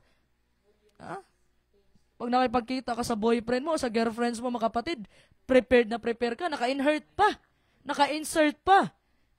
Malayo pa lang, i-prepare na natin ang dapat nating suotin sa Sabat. Huwag yung kung ano na lang mabunot natin sa araw ng Sabado, To put it simple, mga kapatid, the Sabbath is a day for quality time with God. Ganun, mga kapatid. Kung iisip mo ba, makipag-date ka sa bugtong at buhay na Diyos.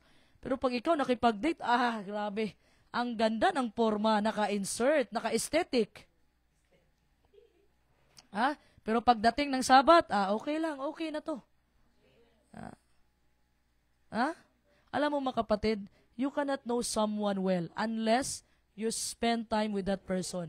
Hindi mo makikilala yung isang tao pag hindi ka nag-spend time sa kanya. It's the same way with God, mga kapatid. Kung hindi ka makipag-spend time sa bugtong at buhay ng Diyos, hindi mo siya makilala ng lubusan. Pupunta late, umiuwi ng maaga. Alam mo, mga kapatid, ito din yung problema dati. Ito din yung problema nung unang panahon sa mga Israelites. Yan po ang sinabi ng Amos chapter 8 verse 5. Purihin ang bugtong at buhay na Diyos may Kristo na pinakamakapangyarihan sa lahat. Amos 8, versikulo 5. Ang sabi ninyo sa inyong sarili, inip na kaming matapos ang mga araw ng pagdiriwang. Hindi tuloy namin maipagbili ang aming mga inani. Kailan ba matatapos ang Sabat para maipagbili namin ang mga trigo? Tataasan namin ang halaga, gagamit kami ng madayang takalan, at dadayain namin sa timbang ang mga mamimili. Purihin ang bugtong at buhay na Diyos. Ayos na sila. Ayos Alam mo, araw ng Sabado mga kapatid, yung isip nandoon na sa doon na sa bentahan. Kailan pa kaya ito matatapos? Kasi tataasan namin ang halaga. Tingnan mo, nagmamadali na nga na matapos ang Sabado. Nanlalamang pa sa kapwa. Sabi nila, dadayain namin ang sa timbangan ang mga mamimili. Alam mo, ewan ko ito din to mga kapatid sa atin ngayon. Alam mo, lagi tayong nakatingin sa oras. Kaya sabi ko nga, wag nyo na ilagay yung orasan malapit sa, alam mo, yung saan tinitingnan ng tao, ilagay mo ang orasan kung saan nakaharap yung nagbimensahe. Malalaman mo mga kapatid, may cellphone naman, may relo naman. Di ba? Malalaman mo kapatid, yung may payuko-yuko dyan, tumitingin na yan ng oras. Alam mo mga kapatid, marami akong na-encounter na mga ganyan. Minsan na lang magsamba. Pag nakasamba, tumitingin pa sa orasan. Anong inaantay nila mga kapatid? Nag-aantay sila na matapos ang araw ng Sabado para makagawa sila ng gusto nilang gawin. Alam mo mga kapatid, ganito lang yan. Bigyan ko kayo ng illustration. Ganito lang yan. Alam mo, merong magjowa mga kapatid. Hanapan sila ng schedule. Magkikita sila, bihira-bihira na lang. Kasi nga busy. So, inarrange po ng lalaki yung schedule mga kapatid. Pero habang magkasama sila, habang ang babae mga kapatid, salita ng salita, dahil na-miss niya yung boyfriend niya. Habang nagsasalita-salita, eto namang lalaki mga kapatid, parang hindi nakikinig. Palakad-lakad, kaliwa kanan, palakad-lakad. Tapos, sabi ng babae, ba't parang ang layo-layo mo sa akin? Tapos sabi naman ng lalaki mga kapatid, iniisip ko kasi ano yung next ko na gagawin next week? So magugustuhan mo ba yun mga kapatid? Bihira-bihira na lang kayo magkita, tapos iisipin pa niya yung ibang mga bagay kaysa sa'yo? Or what if mga kapatid, nandoon sila sa dinner, kumakain sila ng dinner mga kapatid, tapos yung asawa mo, yung lalaki mga kapatid, yung asawa mong lalaki, laging nakatingin sa kanyang cellphone. Laging may message na dumarating. At tapos laging nakatingin sa oras mga kapatid, tasabihan ka ng asawa mo, tapos na ba tong date natin, honey? Pwede bang mauna na lang ako kasi may trabaho pa ako? Anong pakiramdam mo? Anong pakiramdam mo? What would that say about his heart? Anong masasabi mo sa kanyang puso? Masasaktan ka ba mga kapatid kung gagawin yan sa inyo? So, his words and attitude indicate something is wrong with the relationship. Pag ganun na po ang ginagawa sa iyo ng partner mo, mga kapatid, ng asawa mo, may problema na sa inyong relasyon. Ganun din po sa ating bugtong at buhay na Diyos, mga kapatid. Nandoon ka nga sa araw ng Sabado, mga kapatid, pero yung puso mo naman ay wala doon. Useless ang lahat. That's why, lagi sinasabi ng bugtong at buhay ni Diyos, puso po ang kinukuha ng bugtong at buhay ni Diyos. Alam mo, maraming gumagawa ng kabutihan outwardly. Pero yung puso pala mga kapatid ay nandoon pala ang inggit, sungit, ngit-ngit. Marami, alam mo, madali lang naman gumawa ng mabuti panlabas Pariseo, gumagawa ng mabuti, tumutulong sa mahirap. Pero kumusta ang puso? Kumusta ang puso mga kapatid? Hindi ka ba naninira sa iyong kapwa? Hindi po ang tinitingnan ng bugtong at buhay niya yung outward appearance, hindi po. Yung puso po ang tinitingnan ng bugtong at buhay niya. Tandaan po natin mga kapatid. So we want the Lord to have our hearts mga kapatid. Gusto natin, ibigay natin ang puso natin sa bugtong at buhay na Diyos. Kasi kung ang puso natin nandoon sa bugtong at buhay na Diyos, hindi na tayo magtatanong anong oras na ba? Anong oras ba matatapos yung samba ngayon? Alam mo, yung eager ka mga kapatid, yung na-miss mo talaga yung bugtong at buhay na Diyos. Ayaw mo matapos agad yung araw ng Sabado. Mag-extend ka pa. Hindi ka talaga uuwi. Pero sa atin kasi, tinitake for granted natin yung araw ng Sabado eh. Wala lang naman yan. Okay lang yan, sister. Bawi na lang next time. Ha? Kasi may gagawin ako importante pa, sister. Sa pagkakaalam ko, wala nang mas importante sa ating bugtong at buhay na Diyos, mga kapatid. Ha? Bawi na lang ako next time. Pupunta ako doon, sister. Paano pag hindi ka na mabuhay kinabukasan? Anong gagawin mo? Kaya nga, di ba mga kapatid, araw-araw, manalangin tayo, nagamitin tayo ng bugtong at buhay na Diyos. Pero tinitake for granted lang natin yung pagkahinirang natin. Tinitake for granted lang natin. Kasi dahil hinirang tayo ng bugtong at buhay na Diyos, nagiging kampante tayo sa ating paglilingkod sa bugtong at buhay na Diyos. Magsasamba ka lang, punta ka lang ng simbahan kung gusto mo. Pag hindi naman, hindi rin. Alam mo mga kapatid, pag nandoon ka sa simbahan, huwag po kayong umuwi na wala kayong ginawa sa loob ng simbahan. Sa anong paraan po? Sa paraan po mga kapatid na huwag mong hayaan na umpisa ng samba ay yung inupuan mong upuan, nandoon ka lang hanggang hapon. Na hindi ka talaga tumayo. Magkumanta ka, mag-memory verse ka, magbigay ka ng encouragement. Marami kang pwede gawin. Yun nga sabi ng ating mahal at kagalang-galang Pastor Lahi, wag po kayong umuwi na wala kayong ginawa sa simbahan. Wag po kayong umuwi mga kapatid na hindi man lang kayo nakapagbigay handog, awit sa ating bugtong at buhay na Diyos. Kahit sintonado ka man, pangit man boses mo, o digay hindi mag-align yung organ at ang boses mo, ay walang problema yan sa bugtong at buhay na Diyos. Pagdating doon sa langit ng mga langit, mga kapatid, inayos na po yan ang banal na Espiritu. Walang problema yan. Basta yung nanggagaling sa puso. So, the Sabbath, mga kapatid, is a time for rest. So, it should start and end with peaceful and biblical worship. Instead of really worshiping, singing, and reading Bible, mga kapatid, we're in a state of hurried panic. Nagmamadali tayong umuwi. Di ba, Elder Jan, no? Si Elder Jan yung active ko na ngayon. Sabi na ating mahal na Pastor Jason de Leon, bato-bato sa langit ang tamaan, buti nga. Hindi. Itong mensahe na to is for all. Para sa atin to, kahit ako, matatamaan ako nito. Kasi, pag nagmensahe ako dapat ang unang matamaan sa mensahe ko. Mga kapatid, kailangan po mga kapatid ng kaunting pagsisikap at pagpaplano. Kahit kaunti lang mag-effort po tayo. Malayo pa lang ang Sabado, i-prepare mo na yung mga damit mo. Hindi yung Sabado ka na mag-prepare ng damit mo, alanganin na sa oras.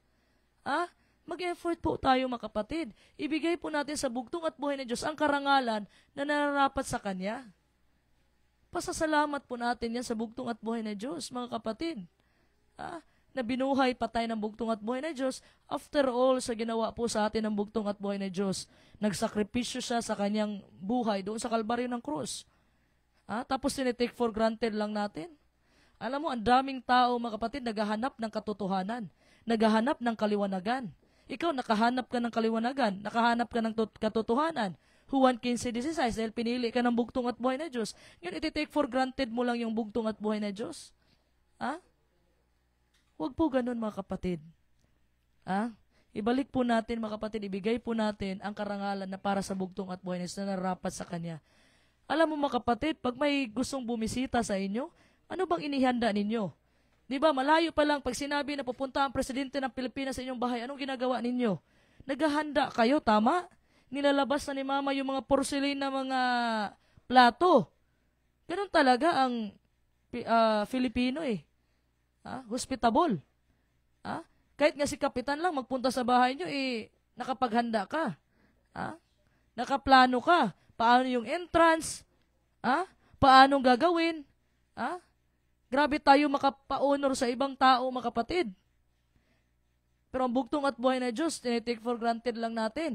Ang bugtong at buhay na Diyos, mga kapatid, na ang hari sa mga hari, Panginoon ng Panginoon, Diyos sa mga Diyos, sabi niya, He will come again. Sabi niya, babalik sa mga kapatid.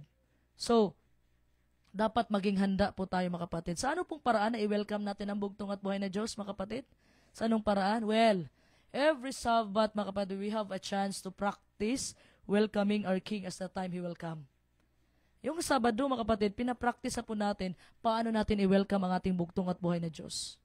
Every Sabbath, nagpa-practice na tayo. Paano ba natin i-welcome ang bugtong at buhay na Diyos? So pagdating ba ng bugtong at buhay na Diyos, mga kapatid, yung damit mo ay basta-basta na lang? Tingnan mo yung inimbita, mga kapatid, sa kasal. Pinalabas dahil hindi nakabihis pang kasal. Maging presentable po tayo, mga kapatid, sa ating bugtong at buhay na Diyos. Bakit po lagi natin nilalagay sa last minute ang bugtong at buhay na Diyos? Bakit po ganun? Bakit po ganun, mga kapatid? Laging nasa last minute ang bugtong at buhay na Diyos. Paggising sa umaga, titinan mo yung schedule mo. Panginoon, busy ako ngayon. Dito ka na lang sa gitna. Bakit po ganun, mga kapatid? Bakit nasa last minute ang ating bugtong at buhay na Diyos? Pero pag pumupunta po tayo, pag may lakad po tayo, pag pumupunta tayo ng PSA, ang aga-aga natin. Pumipila tayo ng maaga, alas 4, alas 3 pa lang, nandoon na tayo. Lalo na pag ako, sumasakay ako ng eroplano, mga kapatid, dapat nandoon ako, yung flight ko, mga kapatid. Example, ang ating mahal na Elder Joseph, ang flight niya kanina, alas 8, gabi pa lang, nasa airport na siya. Pero talaga kasi baka magka-traffic sa unahan, ay maiwan pa tayo, mga kapatid. Di ba? Pero bakit po, mga kapatid, sa atin, mga kapatid, sa ating buhay, bakit naglaging nakalagay na lang ang bugtong at buhay ni Diyos last minute na lang? Bakit kaya ganun? Nakapagtanong ka ba sa iyong isipan ngayon? Pag pumupunta tayo sa araw ng Sabado, pupunta tayo ng alas 10, alas 11, alas 12, umuwi tayo agad. Pag dumating yung alas 12, mga kapatid, andoon, natutulog, bumabalik, alas 3 na. Bumabalik, alas 4 na. Nalala ko yung sinabi ng ating mahal na bayaning guro, Sister Glenn, yung sa mensahe niya sa Usamis, midya-midya. Midya-midya ang pagsimba.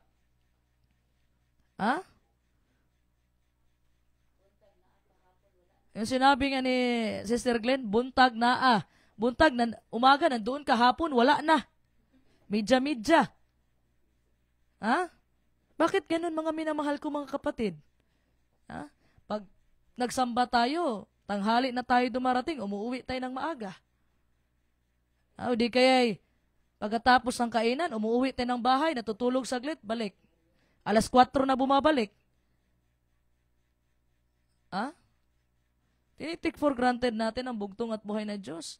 Pero pag makipagkita ka sa shota mo, ang aga-aga mo sa meeting place,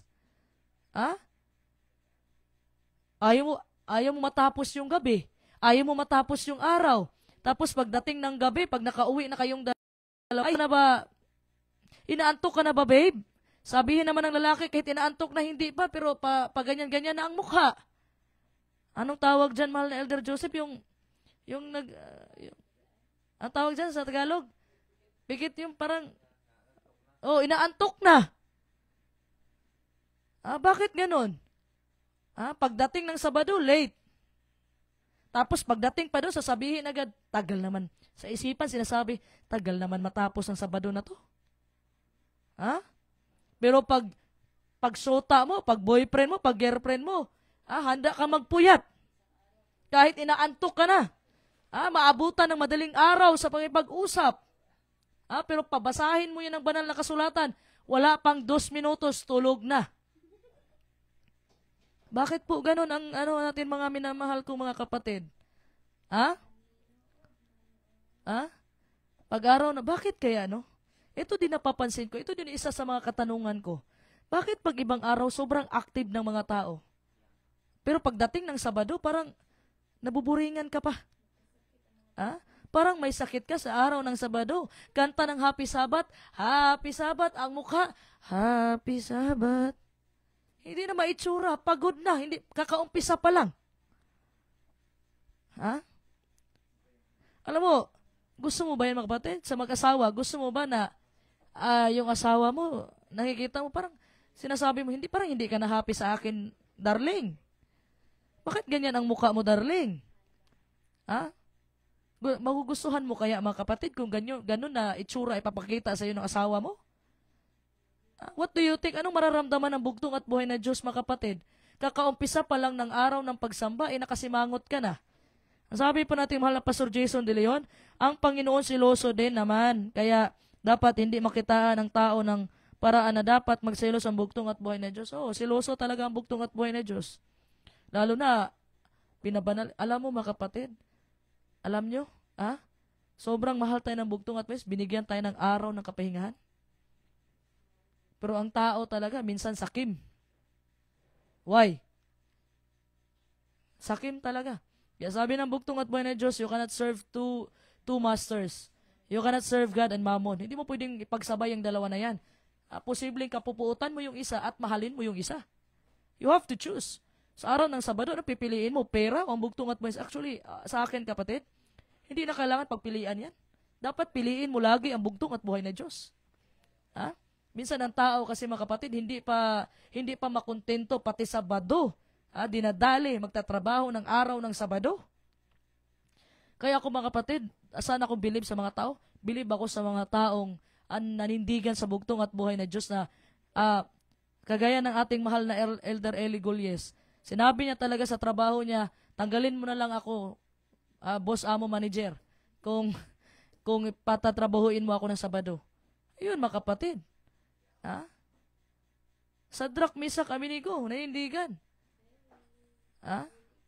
Si Brother James, kahit malayo na doon na siya sa Davao. Nanindigan siya sa araw ng Sabado. Hindi siya nagtrabaho. Marami dyan, mga kapatid, hindi ko na kayo maisa-isa. Ano sabi ng ating mahal na Elder John? Dapat may special damit na para sa pagsimba na hindi ginagamit sa pamamasyal at panlakad. Maraming matatamaan ito, Elder John. Maraming matatamaan ito. Mahal na Elder Joseph, no? Yung yung suot, ano yung damit na pinasal, yun din ang pangsimba.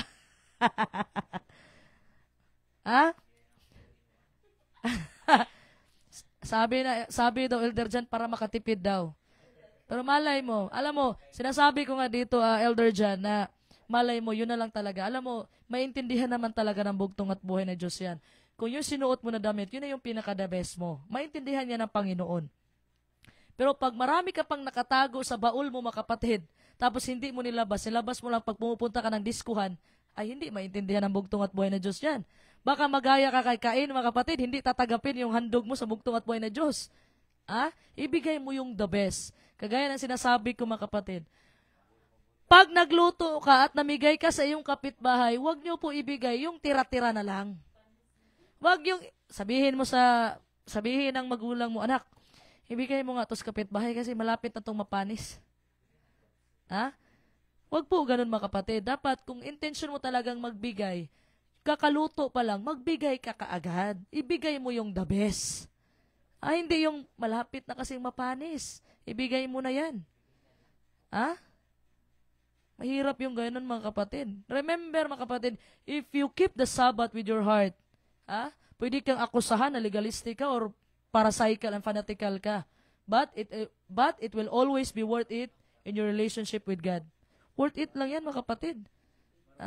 Tawagin kang legalista ka man, guys, sa araw ng Sabado. Pero wag ka rin. Ganito sabihin ko rin sa inyo, okay, nakasunod ka sa 10 utos, lalong-laro na sa araw ng Sabado. Wag ka din mangutya sa iyong kapwa. Wag ka rin mangutya sa iyong kapwa, mga kapatid. Wag din tayo magiging pariseyo. Na, oy, bawal yan, bawal yan, bawal yan, bawal yan, puro bawal ka na lang. Lalo na pag may nakita ka na mga kapatid na nangangailangan ng tulong, tulungan mo. Hindi yung dahil bawal siguro na tumulong sa araw ng Sabado, hindi po, mga kapatid. Sabi nga ng bugtong at buhay na Diyos, hindi bawal. Sabi niya, hindi ba mabuting gumawa na mabuti sa araw ng Sabado? Ang bawal dyan, yung mga yung mga selfish na mga motibo. Dapat, mga kapatid, ang sinisik po natin, ang bugtong at buhay na Diyos. Sabi nga ng bugtong at buhay na Diyos sa Matthew chapter 5 verse 20, kung hindi kayo higit sa katwiran ng pariseyo, ay hindi kayo makakapasok sa kaharian ng bugtong at buhay na Diyos. Yung iba naman, misinterpret na naman ito. Dahil, mga kapatid, sumusunod nga sila sa kautusan, dahil nasunod na nila, pwede na silang manghusga. Mali din yun. Ano sinabi ng bugtong at buhay na Diyos din? Sabi niya, kayong mga ipokrito, mga Pariseo, dahil pinipigilan ninyo ang mga tao na pumasok sa kaharian, kayo mismo walang lugar sa kaharian. Hindi kayo makapasok sa kaharian. Paano na yan? Paano mo reconcile itong mga talata na ito? Ang ibig lang po sabihin ng bugtong at buhay ng Diyos, walang problema mga kapatid. Dapat sumunod tayo sa kautusan ng bugtong at buhay ng Diyos sa tulong ng banal na Espiritu. Pero ang wag po nating gawin mga kapatid ay manghusga sa ating kapwa. Tandaan po natin mga kapatid ha. So dito po mga kapatid, mababasa po natin sa Daniel chapter 6 mga kapatid, na mayroon pong decree dyan about political law na nagbabawal po sa lahat ng nasasakupan doon ni King Darius mga kapatid na lumuhod sa ibang mga Diyos sa loob ng 30 days. So yung hindi sumunod ay i-execute. So mayroong mga satraps dyan mga kapatid. Yung satraps ay ito po yung mga Persian provincial governors. Mababasa po natin sa Book of Daniel. Inaiinggit sila kay Daniel mga kapatid. So, pumunta po sila sa hari mga kapatid at kinumbinsi po nila ang hari na, mahal na hari, mag-issue po kayo ng decree. Mag-issue po kayo ng kautusan mga mahal na hari na illegal ang manalangin sa ibang mga Diyos maliban sa inyo. Dapat sa inyo lang sila magsamba sa loob ng 30 days. So, ano pong ginawa ni Daniel mga kapatid? Anong ginawa ni Daniel? Ang ginawa po man ni Daniel mga kapatid, may kaugalian na po si Daniel na hindi niya sisirain. 3 times a day po, pumupunta po sa upper room si Daniel sa kanyang bahay at lumuluhod po siya sa bugtong at buhay in front of an open window. Binuksan niya lahat ng mga bintana. Alam naman niya yung decree ng hari mga kapatid. Pero hindi, nagtago si Daniel na doon lang siya sa gilid tapos mananalangin siya. No. Binuksan niya lahat ng bintana kahit alam niya yung decree na bawal lumuhod sa ibang Diyos maliban lang kay King Darius. So lumuhod pa rin siya at nagpasalamat. Alam mo ba kung saan nakaharap si Daniel? Nakaharap siya doon sa Jerusalem. Pinakita niya talaga kung sino yung Diyos na pinaglilingkuran niya. Sino yung Diyos na sinasamba niya? As Solomon said mga kapatid. Para makita ng mga pastors mga kapatid, nung mga taong nakakadaan doon, kung ang identity, makilala nila kung sinong sinasamba ni Daniel. Sino yung niluhuran ni Daniel. Makikilala yung identity ng Diyos mga kapatid kung saan po nakaharap, kung saan ka nakaharap. Sabi po yan ng 1 Kings chapter 8 verse 48. Purihin ang bugtong at buhay na Diyos pa Kristo na pinakamakapangyarihan sa lahat. Unang Hari 8:48. Sa sandaling sila'y magsisi at magbalik loob sa inyo, at mula dooy humarap sila sa lupaing kaloob sa kanilang mga ninuno, sa lungsod na ito na inyong pinili, sa templong ito na ipinatayo ko sa inyong pangalan. Purihin ang bugtong at buhay na Diyos. So it means mga kapatid, si Daniel, alam na niya yung decree ng hari na hindi pwedeng lumuhod sa iba, kahit ibang Diyos mga kapatid, maliban lang kay King Darius. Pero ang ginawa ni Daniel, binuksan niya lahat ng bintana at nakaharap siya. Saan siya nakaharap? Doon sa Jerusalem. So pinakilala lang niya, pinakita lang niya kung sino ang sinasamba niya at niluhuran niya mga kapatid. Walang ibang ating bugtong at buhay na Diyos. Alam mo, during sa Eastern Church mga kapatid, humaharap po sila sa silanganan. Kasi ang pananampalataya nila ay manggagaling po ang bugtong at buhay na Diyos sa silanganan.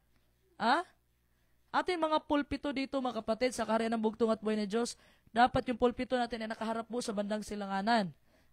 Sa time po na ginawa ang decree mga kapatid, Daniel had to make a choice.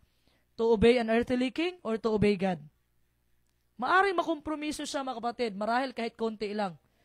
Pwede namang gawin ni Daniel yun mga kapatid na luluhod siya doon, nakaharap siya sa palasyo, parang ibig sabihin, ang niluluhuran niya o sinasamba niya ay ang hari. At yung panalangin niya ay para sa bugtong at buhay. Pwedeng gawin ni Daniel yun, mga kapatid, pero hindi niya ginawa. Ginawa niya, binuksan niya lahat ng bintana. Nakaharap siya doon sa Jerusalem. Nanalangin siya. Alam na ng mga tao, sino yung niluluhuran niya at sino yung sinasamba niya. Walang iba kundi ang bugtong at buhay na Diyos. So, did God honor Daniel because Daniel honored Him? Inonor ba siya ng bugtong at buhay na Diyos? Yes. And the Lord delivered His faithful prophet and destroyed his enemies. At tinulungan siya, nanindigan siya sa bugtong at buhay. Sa panahon na itinapon na siya sa yungib ng mga leon, that's the time, nagpastig na ang mga leon. So, ang nangyari mga kapatid, Niligtas siya ng bugtong at kaya dahil una siyang nanindigan sa bugtong at buhay ng Diyos. So yung mga sip-sip sa hari, mga kapatid, yun ang itinapon sa leon. Hindi pa lang nalagay doon at tinalunan na ng leon. Patay, lahat sila. Even Shadrach, Meshach, and Abednego, alam na natin yung kwento, mga kapatid. Hindi sila lumuhod sa ribulto na ginawa ni King Nebuchadnezzar. Ano yung napala nila, mga kapatid? Tinapon sila sa pugon ng apoy 7 times. So, inonor din sila ng bugtong at buhay ng Diyos dahil inonor nila ang bugtong at buhay ng Diyos. Sabi nga ng Lucas 16:10, mga kapatid, ang tapat sa maliit ay mapagkakatiwalaan din sa marami. Kung sa Bisaya pa, masaligan ka sa gamay, masaligan ka sa dako. Mapagkatiwalaan ka sa maliit, mapagkatiwalaan ka sa malaki. Ganun lang yun. In the book of Esther, mga kapatid, naalala nyo yung kwento ko patungkol kay Saul last Wednesday? Mayroon doon si Haman, mga kapatid. Isa sa mga kaaway kasi, yung Amalekites, isa sa mga kaaway ng ating bugtong at buhay na Diyos dahil ito yung unang bansa na umatake sa children of Israel sa panahon na umalis na sila sa Ehipto. So, meron pong decree ang hari, mga kapatid. Kinuwento ko na sa inyo yung story na yan. Na yung decree na yun na lahat ng mga nasasakupan ay dapat mag-bow down at dapat magsamba kay Haman. Hindi ginawa ni Mordecai yan. Ay, nagalit si Mordecai, gusto sila ipapatay lahat. Yun yung resulta sa katigasan ng ulo ni Saul na hindi niya pinatay yung hari ng Amalekites in which si Haman pala ay descendant ni Haring Agag. So, nag-intervene po ang bugtong at buhay ng Diyos para hindi mapahamak ang kanyang bayan. So, encourage ko kayo, basahin nyo yung Book of Esther, mga kapatid, para makita nyo paano po i-bless ang bugtong at buhay na Diyos, yung mga taong nagsasamba sa Kanya ng tama. So, during World War II, mga kapatid, time ng Holocaust, marami pong mga Hudyo na kinulong. Every time yung mga Nazis kasi, gusto nila, mga kapatid, na pilitin yung mga tao na makompromise yung kanilang pananampalataya. So, sinabihan po yung mga Hudyo nung time na marami kasing pinatay si Adolf Hitler ng mga Hudyo. Kasi yun yung resulta na sinabi nila sa panahon na ipinako ang bugtong at buhay ng Diyos. Ano sabi ng mga Hudyo? Yung dugo namin yung singilin nyo yan. Ang dugo namin yung singilin nyo. Ano yung resulta na doon sa time ng Holocaust? Kasi ayaw ipako ni Poncio Pilato. Hugas kamay dito si Poncio Pilato. Nasa kanya lahat ng kapangyarihan sana. Pwedeng isakatuparan ang propesiya, pero hindi na siya nasa involved. Mangyayari pa rin yun na ipako ang bugtong at buhay ng Diyos. Dahil pinakitaan yung asawa ni Poncio Pilato na inosente ang ating bugtong at buhay ng Diyos. Pero hugas kamay si Poncio Pilato. So, pinapili si Barabas ba o ang bugtong at buhay sino palayain? Pinili ng mga tao si Barabas. At sabi ng mga Hudyo, yung dugo niyan, ang dugo namin ang sisingilin. O di anong ginawa doon sa Holocaust? Pinatay. Ilang milyon yun, mga kapatid? More than 6 million yung mga Hudyo na namatay during sa Holocaust. So, may mga kinulong, mga kapatid. Ang sinabi ng mga Nazis, mga kapatid, sinabihan sila na kailangan nilang maghukay ng patata sa araw ng Sabado. True to life story yan. Gusto kasi ng mga Nazi na i-compromise ng mga tao ang kanilang pananampalataya. So, yung mga biktima po, mga kapatid, ay alam nila na bawal yun. Sabi nila, I cannot do this. Araw ito ng bugtong at buhay na Diyos. So, anong ginawa po ng mga Nazi sa kanila? Pinatay, tinurture. So, just like that, mga kapatid. At iba naman, ay kinumpromiso talaga ang kanilang pananampalataya dahil para iligtas ang kanilang buhay. In the days of Shadrach, Meshach, and Abednego, mga kapatid, when they stood up, do you think, mga kapatid, sila lang ang Hudyo ng panahon na yon? Sa panahon ni Shadrach, Meshach, and Abednego, sila lang ba ang Hudyo ng panahon na yon? No. Maraming Hudyo nung panahon na yon, pero silang tatlo, mga kapatid, ang hindi nag-bow down. Hindi yumuko, mga kapatid, sa statwa o rebulto na ginawa ni King Nebuchadnezzar. And I'm afraid, mga kapatid, I'm afraid to say that there will be more Sabbath keepers. Marami po ngayon na mga Sabbath keepers, mga kapatid, na in the last days, na makukompromise ang kanilang pananampalataya, makukompromise ang kanilang panindigan dahil po, mga kapatid, para maligtas ang kanilang buhay. I'm afraid to say, meron talaga yan. Nangyari yan sa panahon ni Shadrach, Meshach, Abednego. Na marami talaga Sabbath keepers din ngayon, mga kapatid, na makompromise dahil para iligtas lang ang kanilang mga buhay. That's why this message is important, mga kapatid. And if you don't know how to make a decision to honor the Sabbath, then you need to ask the Lord for help now. Then humingi ka ng tulong sa bugtong at buhay ng Diyos para tulungan ka. Ha? Kasi ito yung last day na pagsubok, mga kapatid. In the story of Daniel, Mordecai, and the 3 Hebrew slaves, Shadrach, Meshach, and Abednego, the issue was about whether to obey the commandments of God or men. So ang issue po dito ay worship. Sa panahon ni Shadrach, Meshach, Abednego, ni Daniel, ni Mordecai, ang issue dito ay worship, mga kapatid. Ha?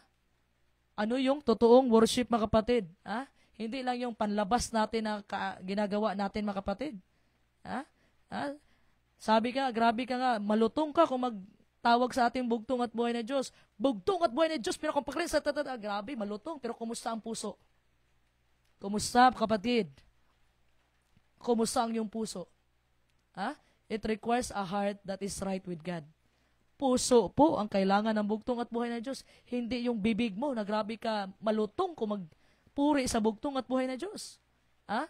A heart that acknowledge His sovereignty and express gratitude.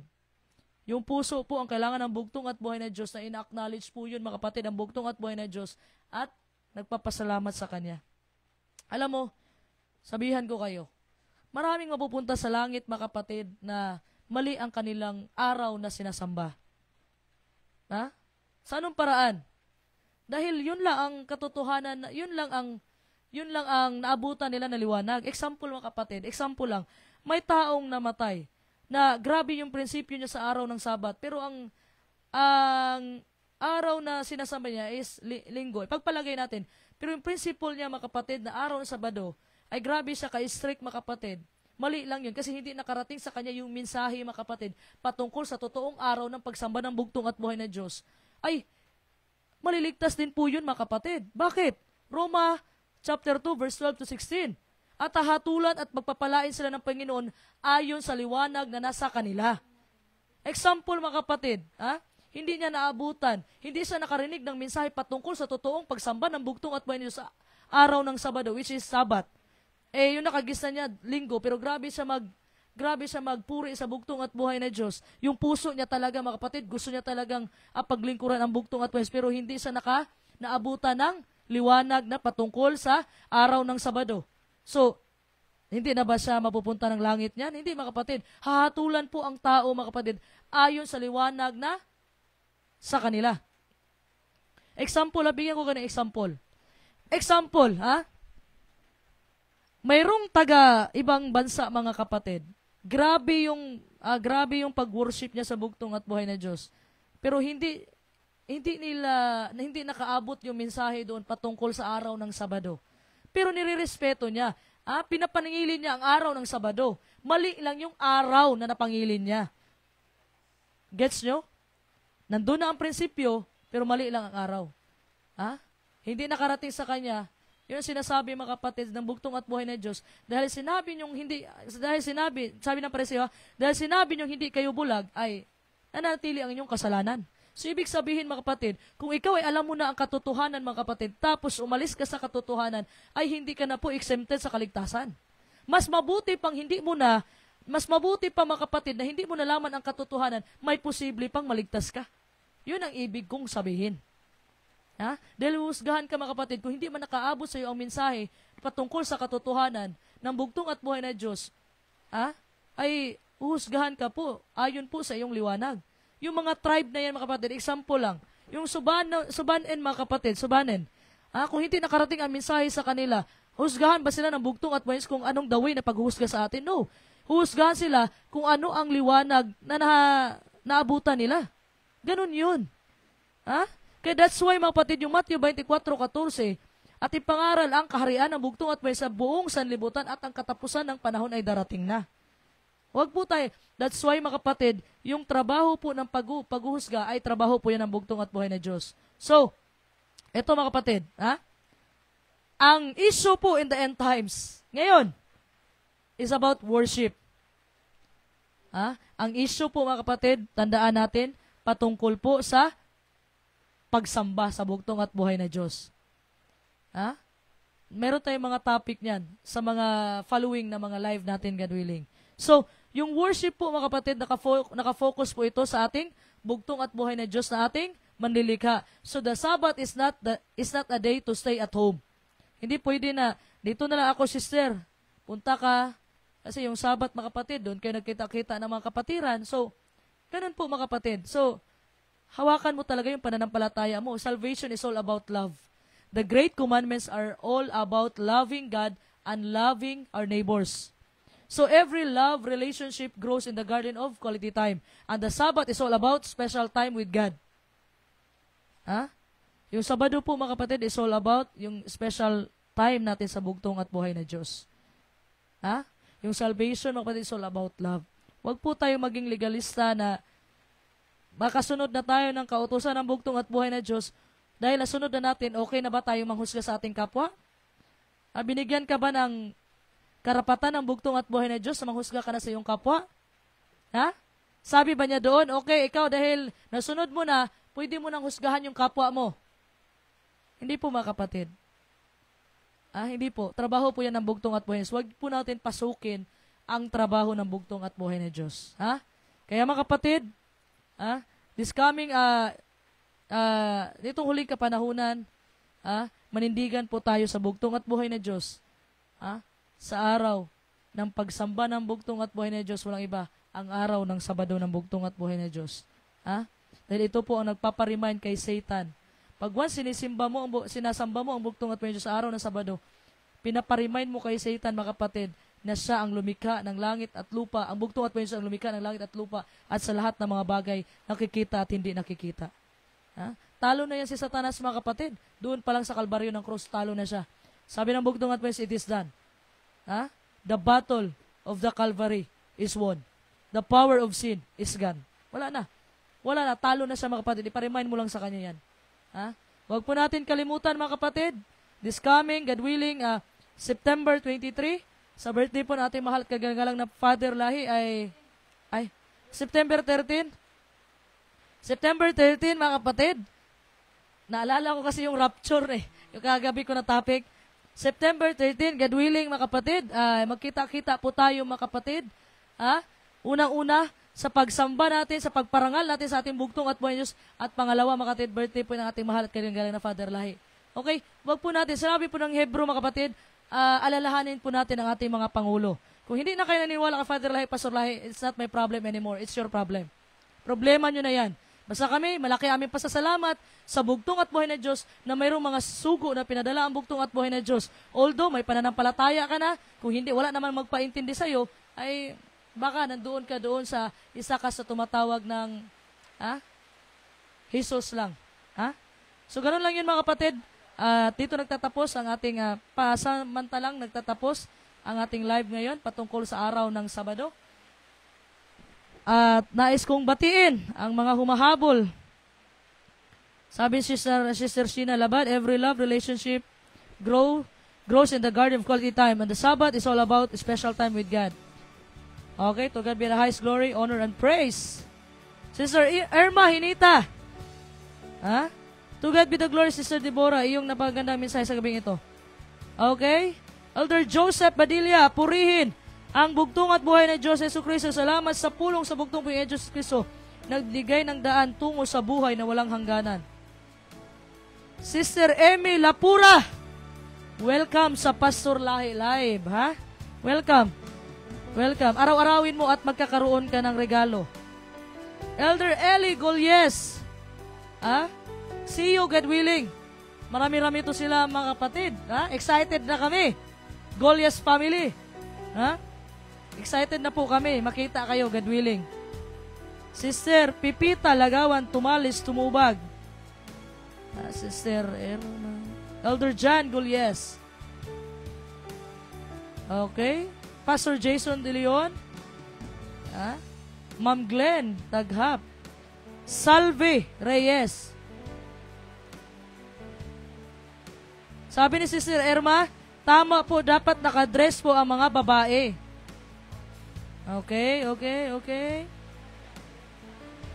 Okay, sa baba tayo. Maraming salamat po sa mensaheng ngayong gabi. Busog na busog naman po ako sa napakalinaw na paniniwanag po mo, mahal na Deborah Israel. Shalom Aleichem. Aleichem Shalom po, Sister Erma. Lahat po ng kapurihan at karangalan ay para lang po yan sa bugtong at buhay na Diyos sa mga Diyos. Panginoon Kristo ang pinakamakapangyarihan sa lahat. At dito lang po mga kapatid, nagtatapos. Bibigay ko ang ating last song. Maraming salamat sa inyong panunood at pagtangkilik palagi sa Pastor Rahi Live. Sabi nga nating mahal at kagagalang na Pastor Rahi, manalangin bago matulog, manalangin bago pagkagising sa umaga, ipanalangin inyong mga mahal na mga pastor at elder, at ipanalangin din po ito inyong maliit na lingkod mga kapatid. Maraming salamat sa ating lahat mga kapatid, at to God be all the glory. Shalom Aleichem.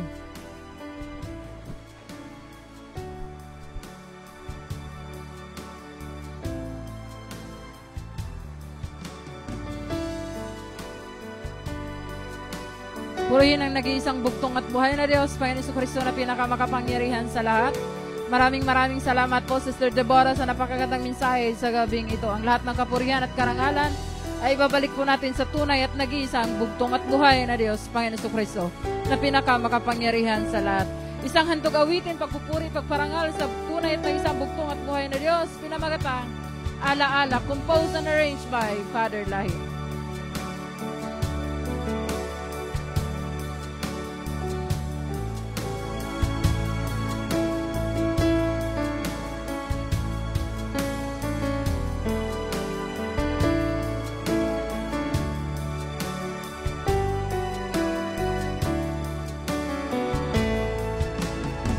Puso ko damdamin ay may alaala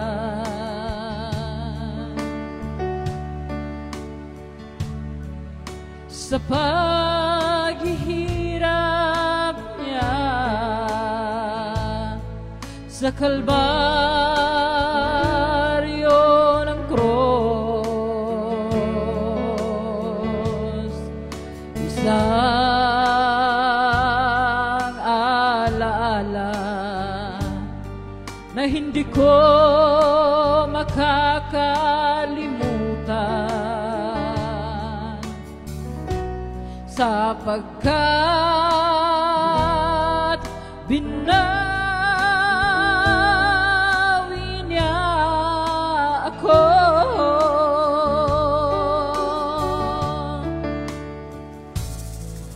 Ala-ala, ala-ala, buhay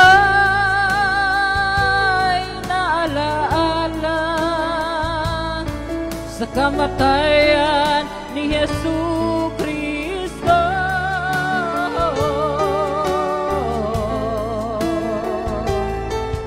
Samantalang ako'y natiwala,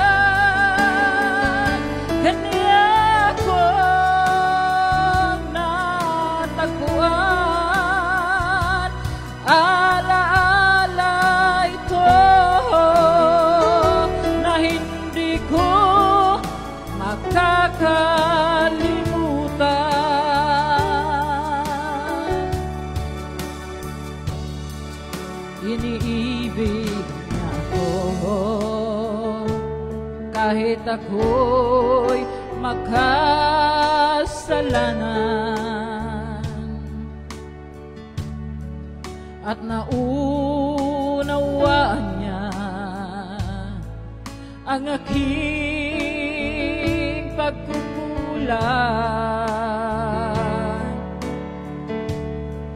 Ang pag-ibig niya kailanman hindi magbabago,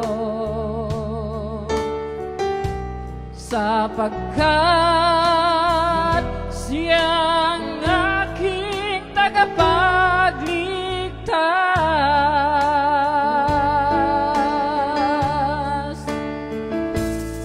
Ala-ala, ala-ala, buhay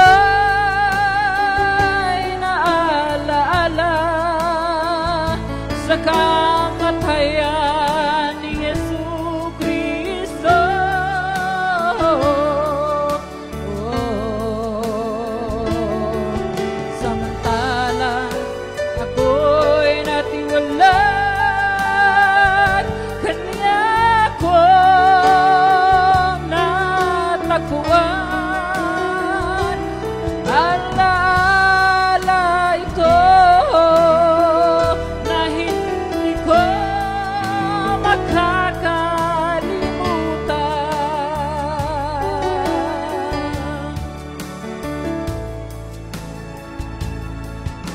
pag-ibig niya kailanman walang pagbabago.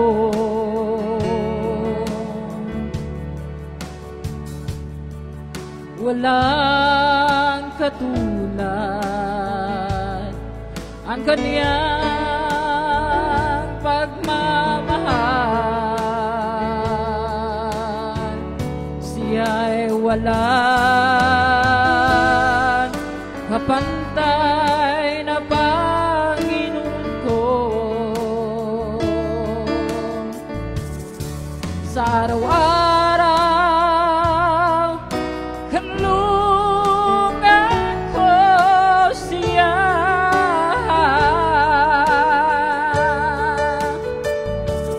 Alaala, alaala, buhay na alaala sa kamatayan ni Jesucristo.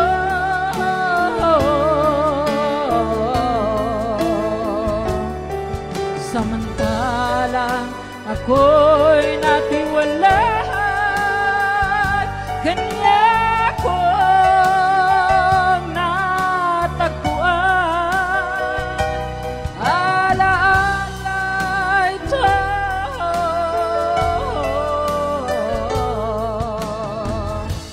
na hindi ko makakalimutan.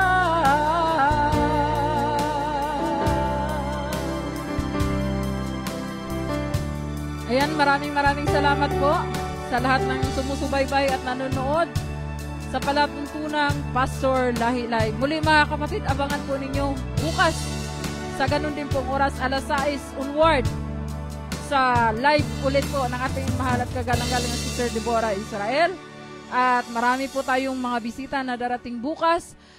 Atin pong tangkilikin, atin pong subaybayan na kung saan mga kapatid, ito ay nagpapatibay sa ating pang-espiritual habang hinaghihintay tayo sa pangalawang pagbabalik ng ating bugtong at buhay na Diyos, Panginoon Jesucristo na pinakamakapangyarihan sa lahat. Abangan po ninyo mga kapatid dahil malapit na po ang event.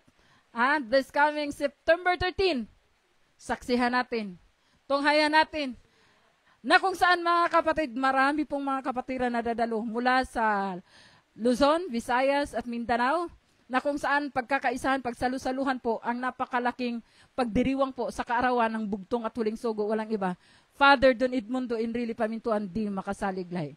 Sa pangalan ng nag-isang bugtong at buhay na Diyos, ng mga Diyos, Panginoon Jesucristo na pinakamakapangyarihan sa lahat, ang walang dungis, walang kapintasan, ang nag-iisang bugtong at buhay na Diyos, Panginoon Jesucristo na pinakamakapangyarihan sa lahat, sa pangalan sa kanyang bugtong at huling sugo, sa kanyang kapanahunan, walang iba, Father Don Edmundo Enrile Pamintuan di Makasaliglahi, sa pangalan sa pagbabalik sa Espiritu at kapangyarihan ng bugtong at huling sugo, walang iba, Pastor Lahi. At sa pangalan sa nagpatuloy sa gawain sa kariyan ng bugtong at buhay na Diyos, walang iba, Sister Deborah Israel. Ang lahat ng kapurihan, karangalan ay para sa tunay at nag-iisang bugtong at buhay na Diyos.